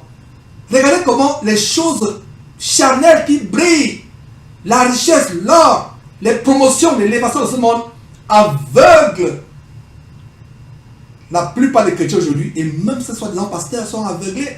Et si le conducteur d'une église est aveuglé, oh, quelle sera la chute de toute l'assemblée dans la falaise? Il va les entraîner tout droit dans la falaise.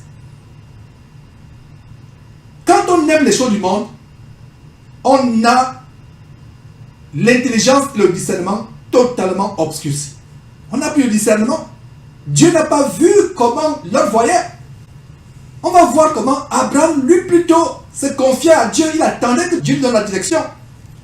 Cela me fait penser au verset suivant que je vous demande de noter. Un des versets que nous aimons aussi, derrière Jésus-Christ TV. 1 Samuel chapitre 16 verset 7.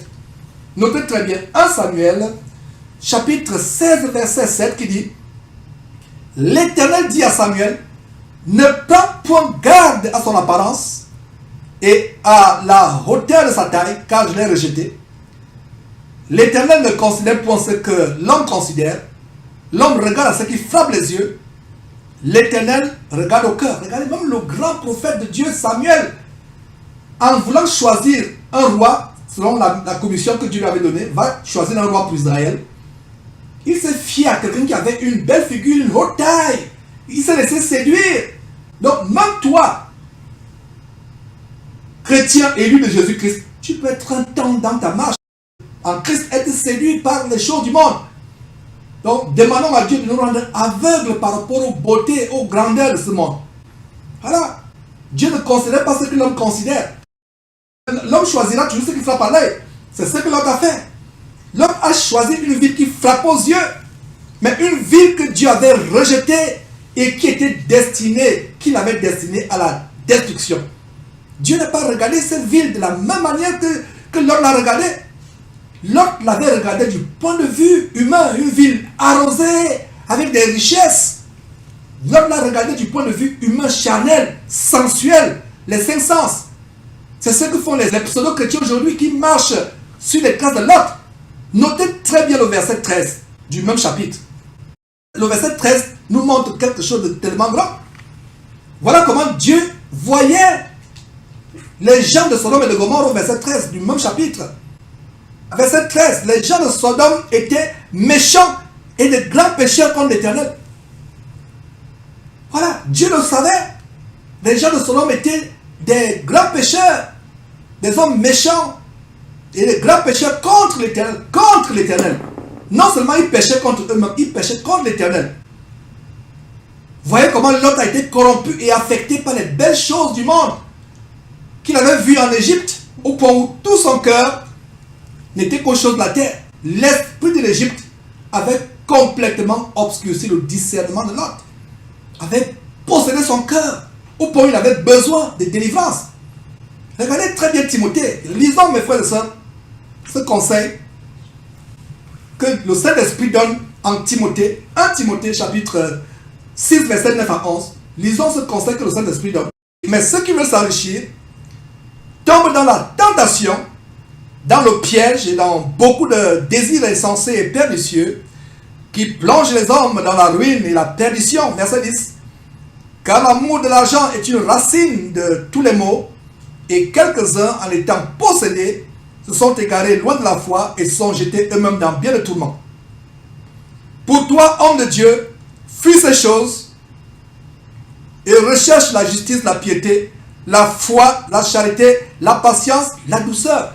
Pour toi, homme de Dieu, fuis ces choses. Donc, si votre pasteur aime les bling-bling, ce verset le condamne. Ce n'est pas Georges qui le condamne.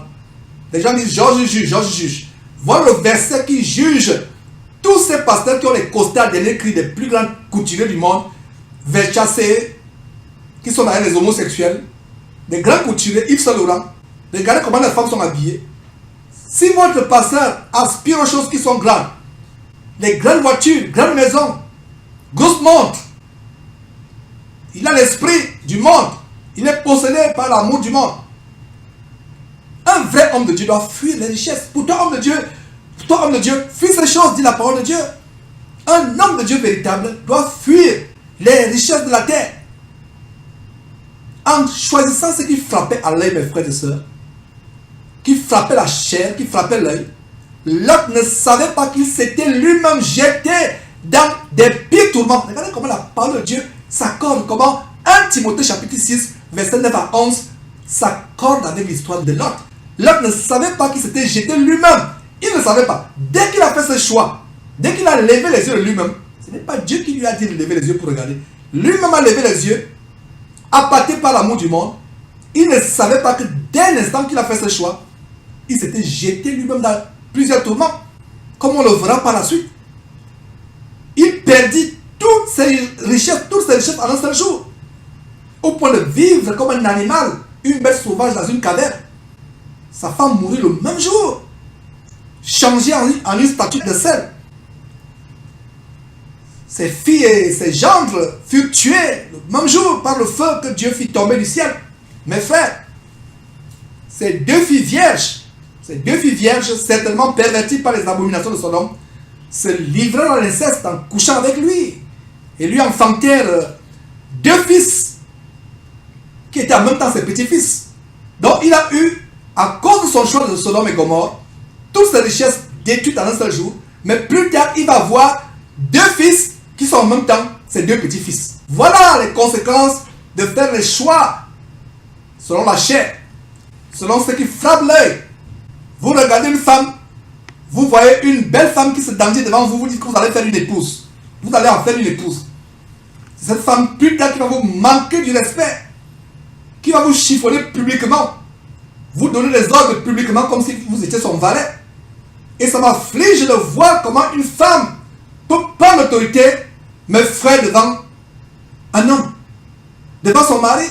Il n'y a rien de choquant pour moi quand je vois une femme, et même des sœurs en Christ, qui prennent l'autorité devant leur mari.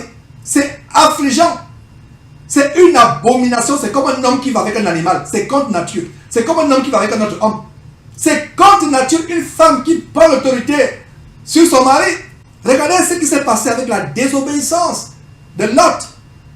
Regardez comment un choix fait selon la chair et selon la convoitise des yeux a eu des conséquences terribles. Un grand désastre, mes frères et sœurs. Un grand désastre. Très grand désastre qui tournait autour de la décision de faire plus d'argent et d'être plus riche.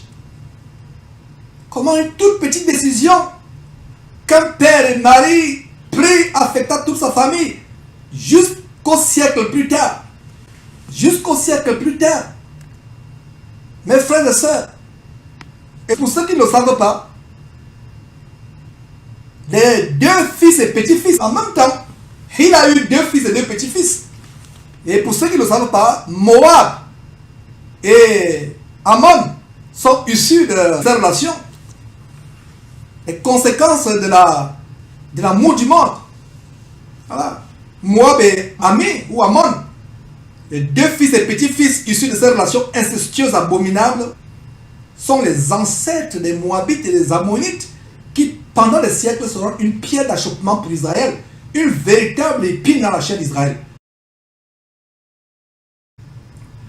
Mes frères, que cette triste histoire de Lot nous serve toujours de leçon jusqu'à ce que nous quittions cette terre. Jusqu'à ce que nous quittions cette terre, cette triste histoire de Lot, dont je viens de vous exposer les leçons et les enseignements, nous servent, je n'ai pas dit vous, nous servent de leçons jusqu'à ce que nous quittions cette terre. Que cette histoire soit toujours présente dans notre tête chaque fois que nous voulons prendre une décision importante dans notre vie, y compris les moindres décisions. Voyez par exemple comment la décision d'un jeune homme, le jeune homme riche, que Jésus confronta dans les évangiles, allez lire cela, en lui disant de distribuer toutes ses richesses aux pauvres et de le suivre, de suivre Jésus. Comment la décision de ce riche de ne pas suivre Jésus, de plutôt aller vers sa richesse, ses richesses, affecta sa vie jusque dans l'éternité. Mes frères et sœurs, qu'en est-il d'Ésaü, le frère jumeau aîné de Jacob? Regardez comment une toute petite décision de sa part de vendre son droit d'aînesse à Jacob pour un plat de nourriture affecta tout son avenir et celui de sa postérité. Nous sommes très loin d'imaginer, mes frères et sœurs, très loin d'imaginer comment une toute petite décision peut affecter tout un futur. C'est pour cela qu'il est important d'associer Dieu dans toute décision que nous prenons. Dans les décisions majeures que nous prenons, je ne parle pas des petites décisions, des décisions banales de tous les jours, savoir quelle tenue je dois mettre, et même par rapport aux tenues, il y a toute une parenthèse que je pourrais ouvrir, mais je vais dire par exemple, est-ce que je dois prendre un taxi ou un bus pour aller au travail, et est-ce que je dois manger dans un restaurant ou en famille le soir, mais je parle des grandes décisions, et même ces petites décisions, laissons-nous guider dans toutes choses, mais faisons plus attention aux grandes décisions qui peuvent affecter tout un futur. La décision telle que qui épouser, dans quelle ville habiter, quelle offre d'emploi accepter ou rejeter, quelle profession avoir, quelles études poursuivre, est-ce que je dois m'endetter pour poursuivre mes études ou pas? Mes frères, ça va pas avoir des conséquences terribles. Une seule décision peut ruiner toute votre vie. Toute votre vie. Petite décision. Donc nous devons faire attention quand nous prenons des décisions. Allons dans Proverbe chapitre 3, notez tout simplement. Proverbe chapitre 3, verset, nous sommes en Genèse, nous restons en Genèse, mais notez, c'est des versets accessoires que je vous donne. Proverbe chapitre 3, verset 5 à 6, il a dit, confie-toi en l'Éternel de tout ton cœur et ne t'appuie pas sur ta sagesse. Verset 6, reconnais-le dans toutes tes voies et il aplanira tes sentiers. Ne sois pas sage à tes propres yeux, crains l'Éternel et détourne-toi du mal. Voilà, reconnais l'Éternel dans toutes tes voies et il aplanira tes sentiers. Dans toutes tes voies. Même, je disais tout à l'heure qu'il faut prendre ce mandat, il faut considérer, associer l'Éternel aux grandes décisions. La Bible dit ici, toutes tes voies. Développons l'habitude que même dans les moindres petites décisions, quelle tenue je dois porter pour aller au travail, on associe l'Éternel, on dit, Seigneur, comment tu vois cette robe que je suis sur le point de mettre? Comment tu vois cette chemise? Le Seigneur va vous répondre sur le champ. Développons cette habitude au fur et à mesure que nous croissons, nous grandissons dans notre marche chrétienne. Mais, sur le champ, au moment où je vous parle, faites attention aux grandes décisions telles que qui épouser, quelles études faire, quelle branche d'études à l'université. Faites attention mes frères et sœurs. Une seule décision peut avoir des conséquences graves. L'homme n'a pas choisi son homme parce qu'il ne gagnait pas assez d'argent pour nourrir sa famille. Non, il avait déjà l'argent, il était déjà riche. Rappelez-vous très bien qu'il était déjà très riche à sa sortie d'Égypte. Mais il choisit son homme pour amasser encore plus de richesses, encore et encore et encore. Et la Bible dit, celui qui aime l'argent n'est pas rassasié d'argent. On peut vous donner toutes les richesses du monde, tout l'or de la réserve fédérale, l'or de la famille royale en Angleterre, l'argent des Rothschild, tous les diamants de la compagnie Brice en Afrique du Sud, vous ne serez jamais rassasié. Autant le sujet de mort insatiable, autant l'enfer est insatiable, autant celui qui aime l'argent ne sera jamais rassasié par l'argent. Il voudra toujours plus, plus, plus, plus. Plus. Il peut être juste devant Dieu de choisir une ville ou une région parce que vous avez du mal à joindre les deux bouts et de prendre soin de votre famille. Je ne parle pas de ce genre de décision. Mais je parle des gens qui ont des moyens déjà suffisants comme l'autre, qui ne se contentent jamais de ce qu'ils ont. Car ils veulent toujours amasser et encore plus et encore plus. Ils convoitent toujours et toujours. Écoutez ce qu'Ecclésiaste dit. En Ecclésiaste chapitre 5, versets 9 à 10. Ecclésiaste, notez en passant mes frères, nous sommes toujours dans Genèse chapitre 13. Ecclésiaste dit ceci.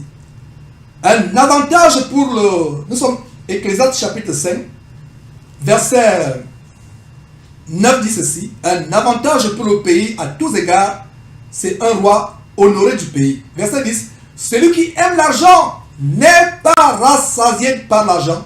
Et celui qui aime les richesses n'en profite pas. C'est encore une vérité.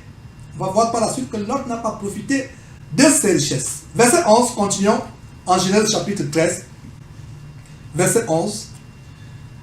L'autre choisit pour lui, voilà, il a regardé la ville bien arrosée. Et le verset 11 dit ceci. Mes frères, surlignez ce verset dans votre Bible pour voir comment l'autre a choisi selon la chair, selon les yeux, ce qui plaît à l'œil. Verset 11, Genèse chapitre 13, verset 11. L'autre choisit pour lui toute la plaine du Jourdain et il s'avança vers l'Orient. L'Orient. Vers l'Orient. C'est ainsi qu'ils se séparèrent l'un de l'autre. J'ouvre une parenthèse avec l'Orient. Le mysticisme oriental. Ces pasteurs et ces gens qui veulent être riches qui partent à l'Inde. L'Orient, l'Orient, l'Orient. Dieu nous met en garde de l'Orient. Voilà. Quand les musulmans prient, il faut qu'ils se mettent du côté de l'Orient. L'Orient est dangereux. Il y a tout un mysticisme derrière l'Orient. Notez ce bout de verset. L'autre choisit pour lui. Voilà. Soulignons tout simplement Lot choisi pour lui. Ceci est la caractéristique des chrétiens charnels et mondains. Un chrétien charnel et mondain choisi pour lui-même. Regardez, Lot choisi pour lui. Soulignez cela. La caractéristique d'un chrétien mondain et charnel, c'est qu'il va choisir pour lui-même et ne laisse pas Dieu faire le choix à sa place. Il ne laisse pas Dieu faire le choix à sa place. On peut noter ici que, contrairement à Abraham, Lot avait cette mentalité manipulatrice, calculatrice que beaucoup de pseudo-chrétiens aujourd'hui. Je vous ai lu 1 Corinthiens chapitre 13 tout à l'heure et lisez le verset 5. 1 Corinthiens chapitre 13 au verset 5, ne dit-il pas 1 Corinthiens, mes frères, chapitre 13, verset 5, ne dit-il pas que la charité ou amour véritable ne cherche pas son intérêt? Abraham était la préfiguration de ce verset. C'est pour cela qu'il est le père de la foi chrétienne, le père des croyants qui croient véritablement en Dieu. Il n'a pas choisi son propre intérêt. Il n'a pas cherché son propre intérêt. Contrairement à Abraham, Lot a cherché son propre intérêt. Il choisit pour lui-même. Il a cherché son propre intérêt au détriment de celui de son oncle Abraham. Abraham était déjà à son époque la figure anticipative d'un véritable serviteur de Christ qui n'est pas calculateur, manipulateur, mais qui est absolument désintéressé. Abraham était la figure d'un véritable ministre de Jésus-Christ, d'un véritable pasteur, apôtre, évêque. Pas les pasteurs véreux qu'on a aujourd'hui. C'est d'ailleurs un des critères pour être un vrai évêque de Jésus-Christ. Il n'a pas cherché son intérêt, il était désintéressé. Allez lire Timothée, disons cela mes frères et sœurs. 1 Timothée, chapitre 3, verset 1 à 3 et 8. 1 Timothée, notez tout simplement en passant, nous sommes toujours sur Genèse. Cette parole est certaine, si quelqu'un aspire à la charge d'évêque, il désire une œuvre excellente. Verset 2. Il faut donc que l'évêque soit irréprochable, mari d'une seule femme, sobre, modéré, réglé dans sa conduite, hospitalier, propre à l'enseignement. Verset 3. 1 Timothée chapitre 3. Il ne faut pas qu'il soit adonné au vin. C'est des critères pour être un vrai pasteur, un vrai évêque. Pas les évêques d'aujourd'hui que vous adorez comme des dieux, du moins certains d'entre vous. Verset 3. Verset 3. Il faut qu'il ne soit ni adonné au vin, ni violent, mais indulgent, pacifique, désintéressé. Désintéressé. Souligné en 1 Timothée chapitre 3, verset 3. L'évêque doit être désintéressé. Donc Abraham, en laissant son neveu le choisir, anticipait la figure, le caractère d'un vrai chrétien qui préfère même que son ennemi ou quelqu'un, le partenaire des affaires, ait le meilleur avantage. Et c'est Dieu qui va vous élever plus tard. Voilà. Désintéressé. Et le verset 8 de 1 Timothée chapitre 3, c'est un mot diacre. Verset 8. Les diacres aussi doivent être honnêtes, éloignés de la duplicité, des excès du vin. Excès du vin. Il n'est pas dit que vous ne pouvez pas boire du vin de temps en temps, mais excès du vin. Lisez bien votre parole. N'allez pas au-delà de ce que Dieu a prescrit. Excès de vin, d'un gain sordide. D'un gain sordide. Les gains sordides. Regardez comment le gain sordide Lot l'a entraîné à sa ruine. Et c'est la même chose que dit Tite chapitre 1 verset 7. Tite chapitre 1 verset 7 dit: car il faut que l'évêque soit irréprochable, comme économe de Dieu, qu'il ne soit ni arrogant, ni colère, ni adonné au vin, ni violent, ni porté à un gain déshonnête. À un gain déshonnête, c'est la même chose. Voilà, mes frères. Comment la parole de Dieu est merveilleuse. Les faux chrétiens s'accaparent des choses meilleures avant que les autres ont eu l'opportunité de les avoir. Un vrai chrétien et un vrai pasteur sont désintéressés et ils préfèrent que les autres aient le meilleur. Voilà l'enseignement sur le fait qu'Abraham a laissé, au verset 10 de Genèse chapitre 13 au verset 10, a laissé le choix à celui qui pourtant était son neveu. Pourtant c'est lui qui avait parler avec Dieu. Si tu préfères ici sur terre que les autres aient le meilleur, mon frère, ma soeur, Dieu réservera le meilleur pour toi au ciel. Ne soyez pas de ceux qui désirent les meilleures portions au banquet ou les meilleures places aux fêtes. Je parle des fêtes ou des banquets entre chrétiens. Si dans une assemblée chrétienne, tes yeux se portent par exemple sur une sœur en Christ, que tu trouves jolie et tu t'empresses de la ravir comme épouse, avant que notre frère ait l'opportunité de la voir comme femme, ou de la prendre, tu as la mentalité de Lot et non la mentalité d'Abraham. Tu seras choqué plus tard. Tu seras choqué plus tard en constatant que ce n'est pas l'épouse que Dieu t'a destinée et que tu l'as prise à la suite d'une pulsion de la chair, à la suite d'un égoïsme, parce que tu voulais l'avoir pour toi.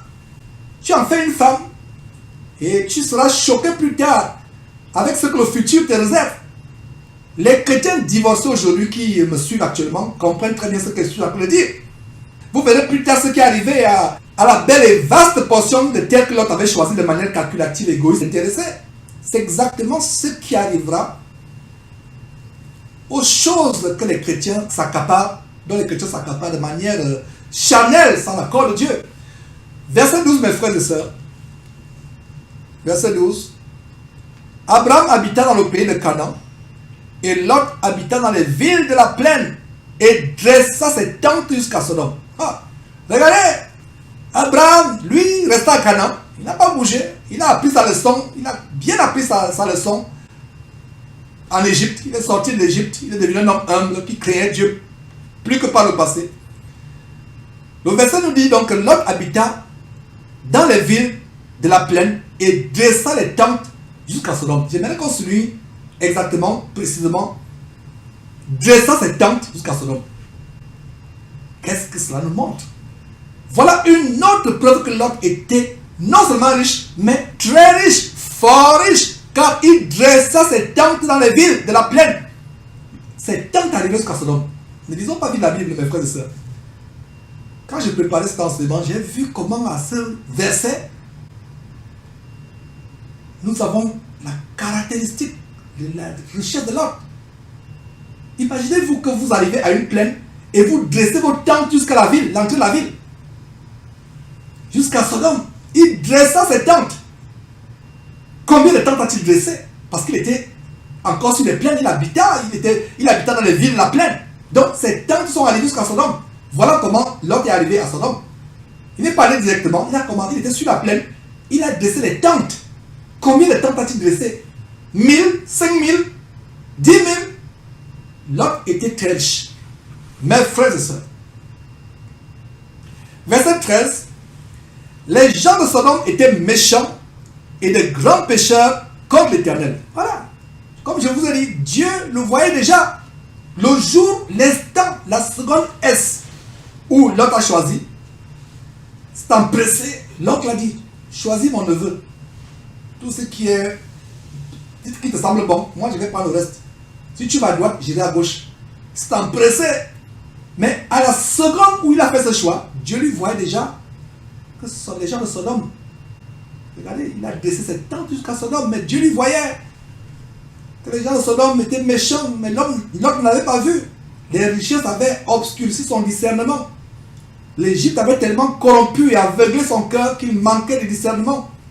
Il était prêt à vivre dans la compromission, comme le font beaucoup de chrétiens parmi nous aujourd'hui. Verset 14. L'Éternel dit à Abraham, il s'appelle encore Abraham et non Abraham. Donc l'Éternel dit à Abraham, après que Lot se fut séparé de lui, voilà, enfin,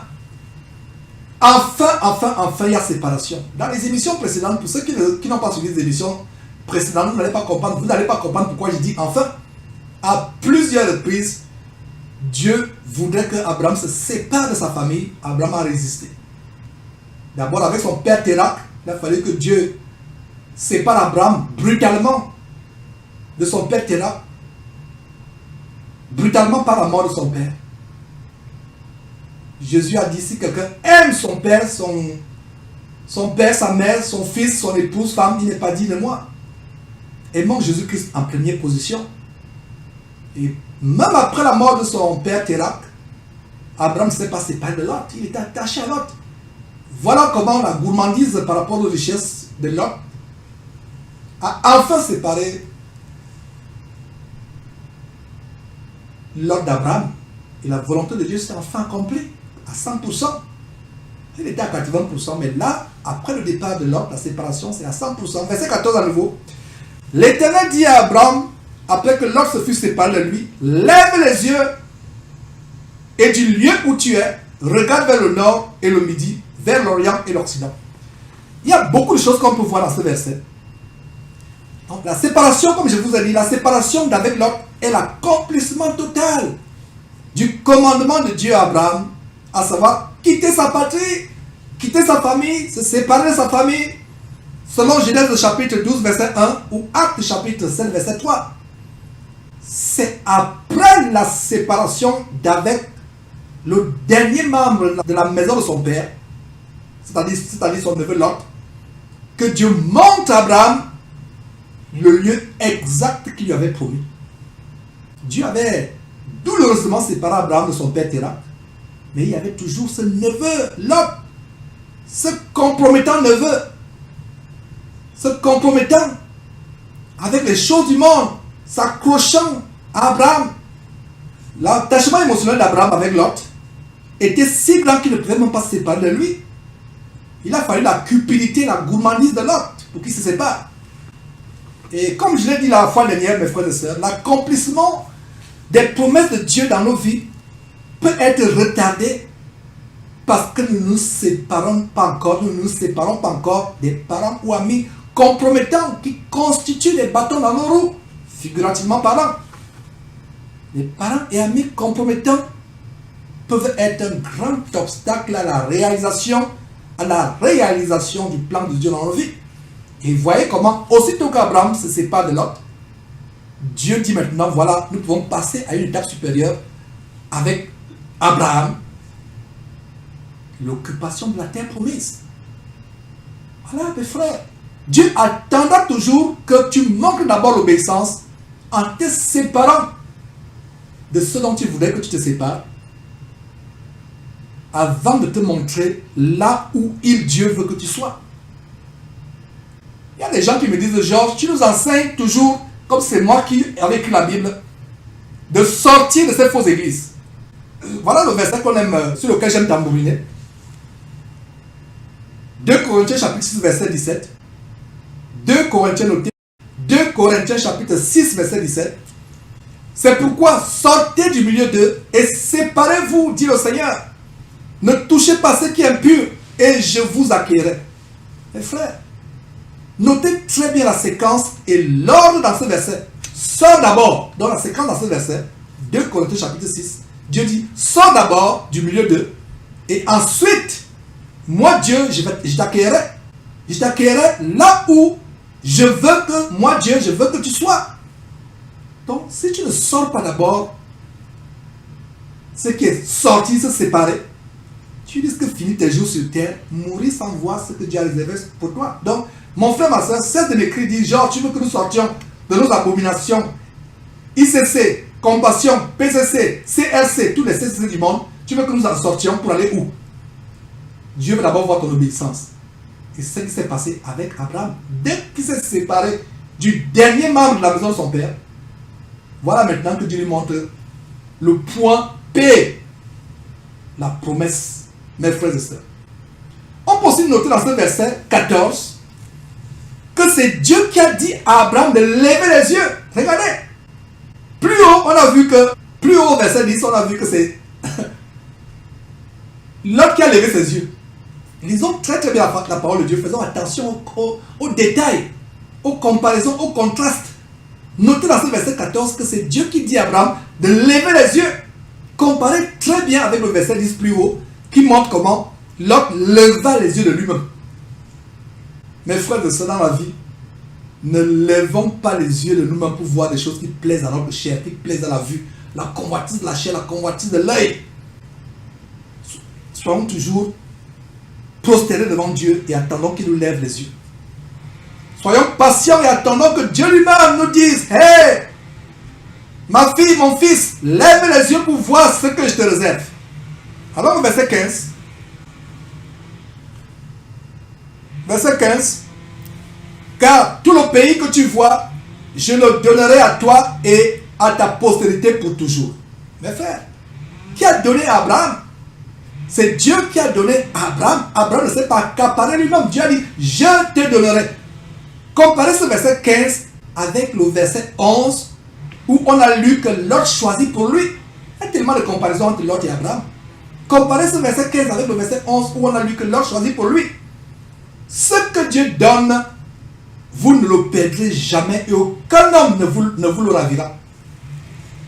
Quand Dieu nous a établis dans ce ministère, les ennemis faux pasteurs pensaient que nous nous sommes établis nous-mêmes. Quand on a eu cette chaîne YouTube, Jésus-Christ TV, qu'il convoite, je ne sais pas pourquoi il convoite. On peut avoir 200 000 abonnés, 1 million d'abonnés. Est-ce que les 99% de ces 1 million d'abonnés iront au ciel? À quoi sert-il d'avoir 100 000 abonnés que vous vous entraînez en enfer? À quoi sert-il d'avoir 1 million d'abonnés que vous entraînez en enfer? Ma prière, c'est que sur ces 200 000, 300 000 abonnés, 1 million d'abonnés, que par la grâce de Dieu nous aurons, qu'il y ait quelques-uns, quelques dizaines, qui aillent non pas en enfer, mais qui aillent au ciel. Et les gens vont dire, mais Georges, pourquoi tu dis cela? Aller au ciel n'est pas aussi facile comme vous le pensez, mes frères et sœurs. C'est difficile d'aller au ciel. Nous devons rechercher notre salut avec crainte.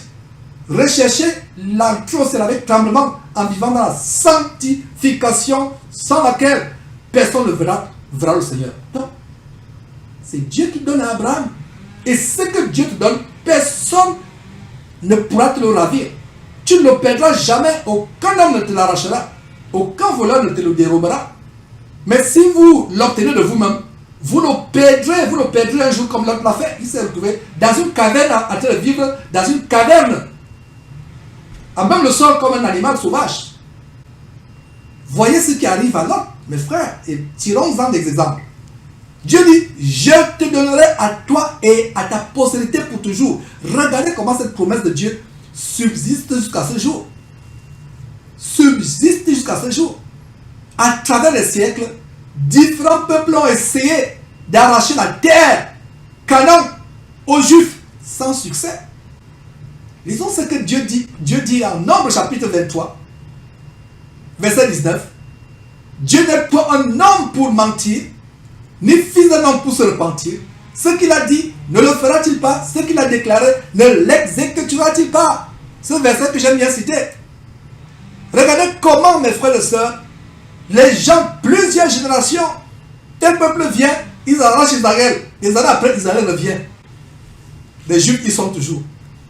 Babylone a essayé. Les Grecs ont essayé. Au 19e ou 20e siècle. Donc les Anglais ont essayé. Israël est toujours revenu aux Juifs. Voilà une très grande promesse. Verset 16.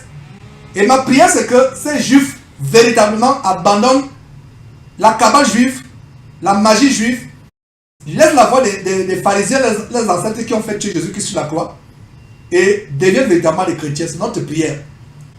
Verset 16. Je rendrai ta postérité comme la poussière de la terre, en sorte que si quelqu'un peut compter la poussière de la terre, ta postérité sera comptée. Regardez comment, en Abraham, vous avez les Arabes, vous avez le peuple de Dieu élu à l'époque, avant Jésus-Christ, qui étaient les Juifs, et vous avez le peuple de Dieu élu dans cette fin de temps, les chrétiens nés de nouveau en Christ Jésus, qu'ils soient arabes, musulmans, africains, européens, asiatiques, etc. Verset 17. Lève-toi, parcours le pays dans sa longueur. Donc regardez les ordres. C'est Dieu qui dit à Abraham, ce pays que je t'ai donné, lève-toi, parcours le pays, fais ceci, fais cela. C'est merveilleux. Lève-toi, parcours le pays, dans sa longueur, dans sa largeur, car je te le donnerai. Verset 18. Abraham leva ses tentes et vint habiter parmi les chaînes de Mamré qui sont près d'Hébron, et il bâtit un autel à l'Éternel. Mes frères, c'est pas là où on va arrêter l'émission d'aujourd'hui. Nous allons continuer, plaise à Dieu, la semaine prochaine avec le chapitre 14.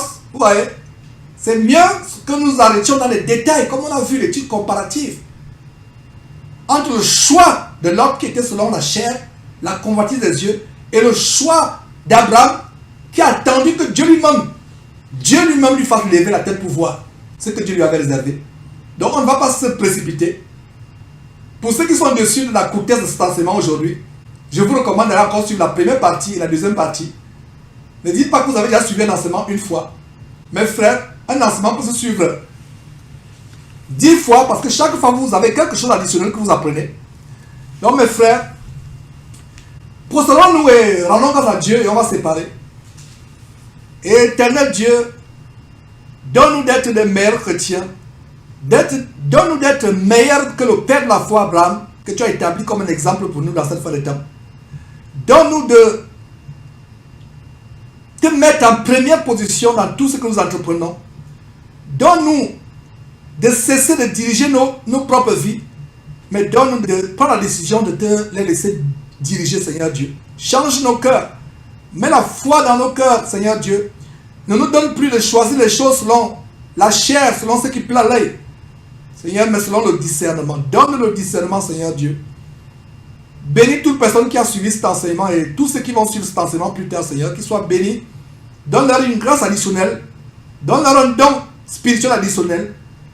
Que ce soit la foi, le parler avec interprétation, le discernement, la foi, la guérison, la parole de connaissance, la parole de sagesse, ou la capacité de faire des miracles, ou la capacité de comprendre et de mémoriser ta parole.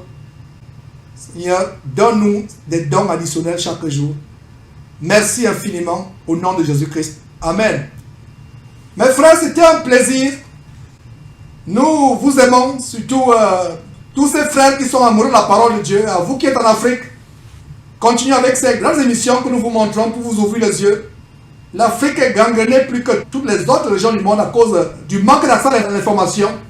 C'est pour cela qu'on a eu à cœur de faire cette diffusion par satellite. Et nous rendons grâce à Dieu pour cela. Donc mes frères, bye bye.